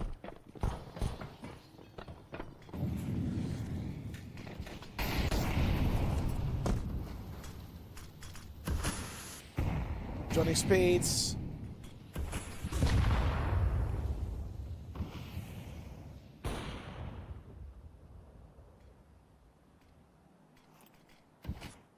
Also, Util sent to the outside, loads of smokes. In control as they work their way on one player's luck. All this just to put Hampus in secret. Flashbang comes to his teammate to check out Mini, spammed away by Plopsky, who lines up the second man too. BS over with 2 kills. One of them is his own teammate. He swings back to get some revenge on Stanislaw, at least try and maintain something, but losing Draken now, 13 HP, swung on by Plopsky, was flash blinded. And Metizport are in the groove now, 11 to the board. They are in the lead on Nuke. Yeah, that's the only problem with A splitting, is that if someone's out there in the garage entrance on that cubby that doesn't get played very often, there's just no hope. It's an easy double coming through from Plopsky. And now for Hampus, I mean, the boys were getting loud. They looked like they were all over Metizport. Now they've just hit themselves a brick wall. And this is going to happen in quite a few best of threes, not so much just at this one tournament, but also moving forward. When you've got a brand new roster, you will just get halted. And it's very difficult to respond. The rebuys are coming back in, but I mean, look how poor it looks. Util's so light. One player's on a Glil. Vent smoke gets opened by a HE, so it's an opening kill within the first 10 seconds there from Stan. Shutting down those big impact players. BS over, dead to rights.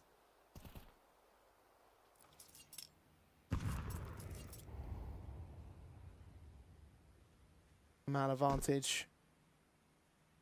Johnny Speeds are slow to respond to, so careful to consider. Probably because they don't really have a choice in the matter. Metizport are the team in control, are the team on the front foot. Another team that are a minute away from taking map and match point. And Metizport just blocking. Malo 9 got the Mustang angle on the off. Fiku, when the smoke clears, is going to be very high pressed out here to ramp. And for Johnny Speeds, I mean, there's just no space anywhere. They've not got a lurk, so they're playing heavy for inner. And with an AK being in the hands of both Stan, who's defending door, and Mail that's defending hut, I mean, coming out A is just going to be disaster. Stan's forced away. Flashes over the Hearts, Sved, seen and sprayed. Damage is arrived for them, but Stan still gets that kill. Double up onto Draken 2. Has Mail in the rafters as well with the AWP on heaven. Good fight comes in. Stanislaw just cherry picks the kill away from Rack. Hampus, 1v4, runs into Forzie's AWP, and Metizport on map and match point. It is crazy. It is literally deja vu. I cannot believe that Metizport in their last LAN tournament went 13-11 on Mirage and 13-10 on Nuke versus an unranked squad on VRS. And we are legitimately got the same veto and the exact same scorelines presenting again. It tells you these opening matchups are tough. They're not easy. It's been a very good performance in the second half, considering that they even lost pistol. And it's just the mass AKs on that CT side. Stan had quite a large round of impact out on B when it came to Mirage. He's now just done it towards the top of Heart.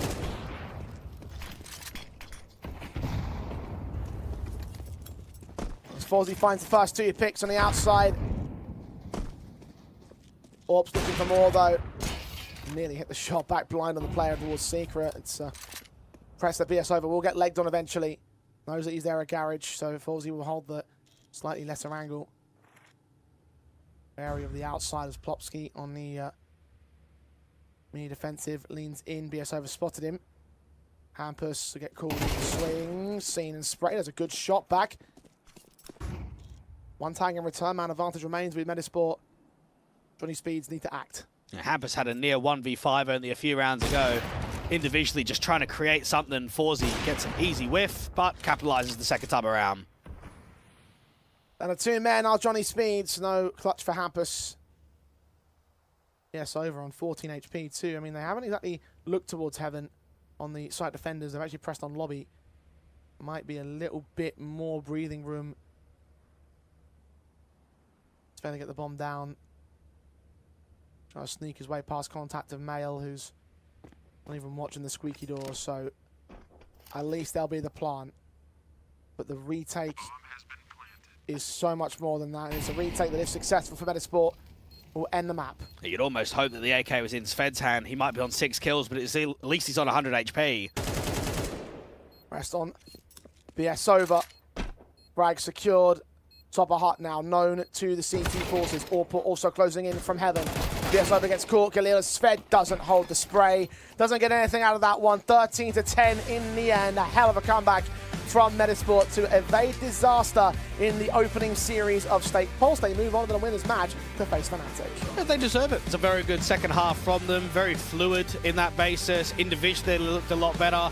And for Johnny Speeds, they'll be disappointed in themselves. This was definitely winnable on Mirage, definitely winnable out there on Nuke. But I think what we notice in the second halves of both of those maps is that they just drop off in quality, don't they? The further that the games go on, the further the experienced squad has to play and be able to adapt. That's where that spark was missed out. Great individual performance coming out from Hampus, even Draken putting up some numbers with that AWP, but not enough from the vets today to cause an upset.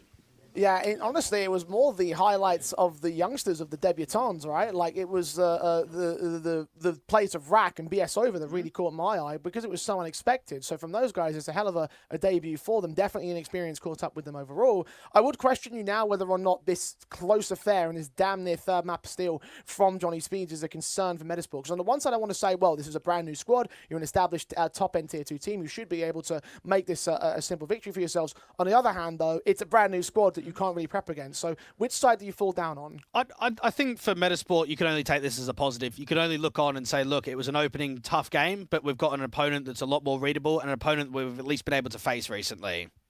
Well, let's see whether they can face them with good stead. Before that, though, Male 09 is standing by with Coach DP. Yeah, we've got the youngest guy at the current side right now. Male, you had a great game. Individually speaking, maybe not like a blowout of any sort, but you did play well and your team played well. How are you feeling about this win? I'm feeling good. I mean, it's always hard to play on the first day of LAN, especially the first game, and against Swedish people. So I think we did a good job. It was chaotic, but we managed to come out on top. And I need to ask you, because you've been integrated into this team recently. You've had a couple of weeks of practice, probably. How's it been with Stanislaw, you know, a legend of the game, Plopsky, a guy you know probably from before as well? How's it been being integrated into the team? I mean, it's hard. I need to learn a whole new playstyle. I have new roles, it's new people, it's English. In Alliance, it was Swedish. So, I mean, it's hard, but we're making it work. And you mentioned Alliance now. You probably would have wanted to stay with that team. Do you have any thoughts on the process and what happened there? Because they're number 17 in the world, that would be a place you'd want to stay at. I don't think anyone can hold that against you. I mean, it was alone in Alliance. They didn't own me. I'm happy to be back in Metis, to be honest. It's much better than I thought it would be. And I'm just really happy that it's going well for Alliance. Awesome. And one last question. Bro, you're sitting very close to the monitor. You're closer with the monitor than I am with my wife. What is with the way of seating, man? I don't know. I feel like I can focus a lot more. Full Yakinda? Yep. Trying to be. Well, that is good to hear. We'll see if it's a young Yakinda on the uprise. Back to the casters. For Yakinda, yes. We'll see whether that does pan out well for Melo now as the tournament runs up. Of course, not the best performance from him as an individual in terms of this series, which, again, I asked the question, is that a concern for Metizport? No, I mean, what's funny there is he's played, what, one best of 3 on debut, and he's already PR trained there for the Alliance boys and now going over here towards Metizport. But no, in all seriousness, I don't think it is, because I think their track record shows that opening games at LANs have looked shaky. I think the Fnatic side that they'll be up against, mate, they've only played online officials. They've got a new 4th player in there. They've got a new 5th player. This is their LAN debut. So I'm not concerned by Metizport. I think it was a very good return. Yes, it was a scary affair because it probably could have been an 0-2 loss, but it wasn't. I think that they'll be able to lock in and provide an even better performance going into that next best of 3. Indeed, a performance that will look to take on the likes of Fnatic in the upper matchup of Group D proceedings. I'll show you exactly how the groups have panned out now, so you can just get the confirmation that, yes, they did beat out the Olympics in 2-0 fashion. A bit of an easy for showing from Fnatic. So a good LAN debut, but the concern is now moving into this Metizport side because that's the competition that Fnatic will have to try and face off against to truly become a top-end Tier 2 team. And on LAN, this will be the ultimate litmus test for the new Ukrainian squad. So, Dwayne, a lot to break down in terms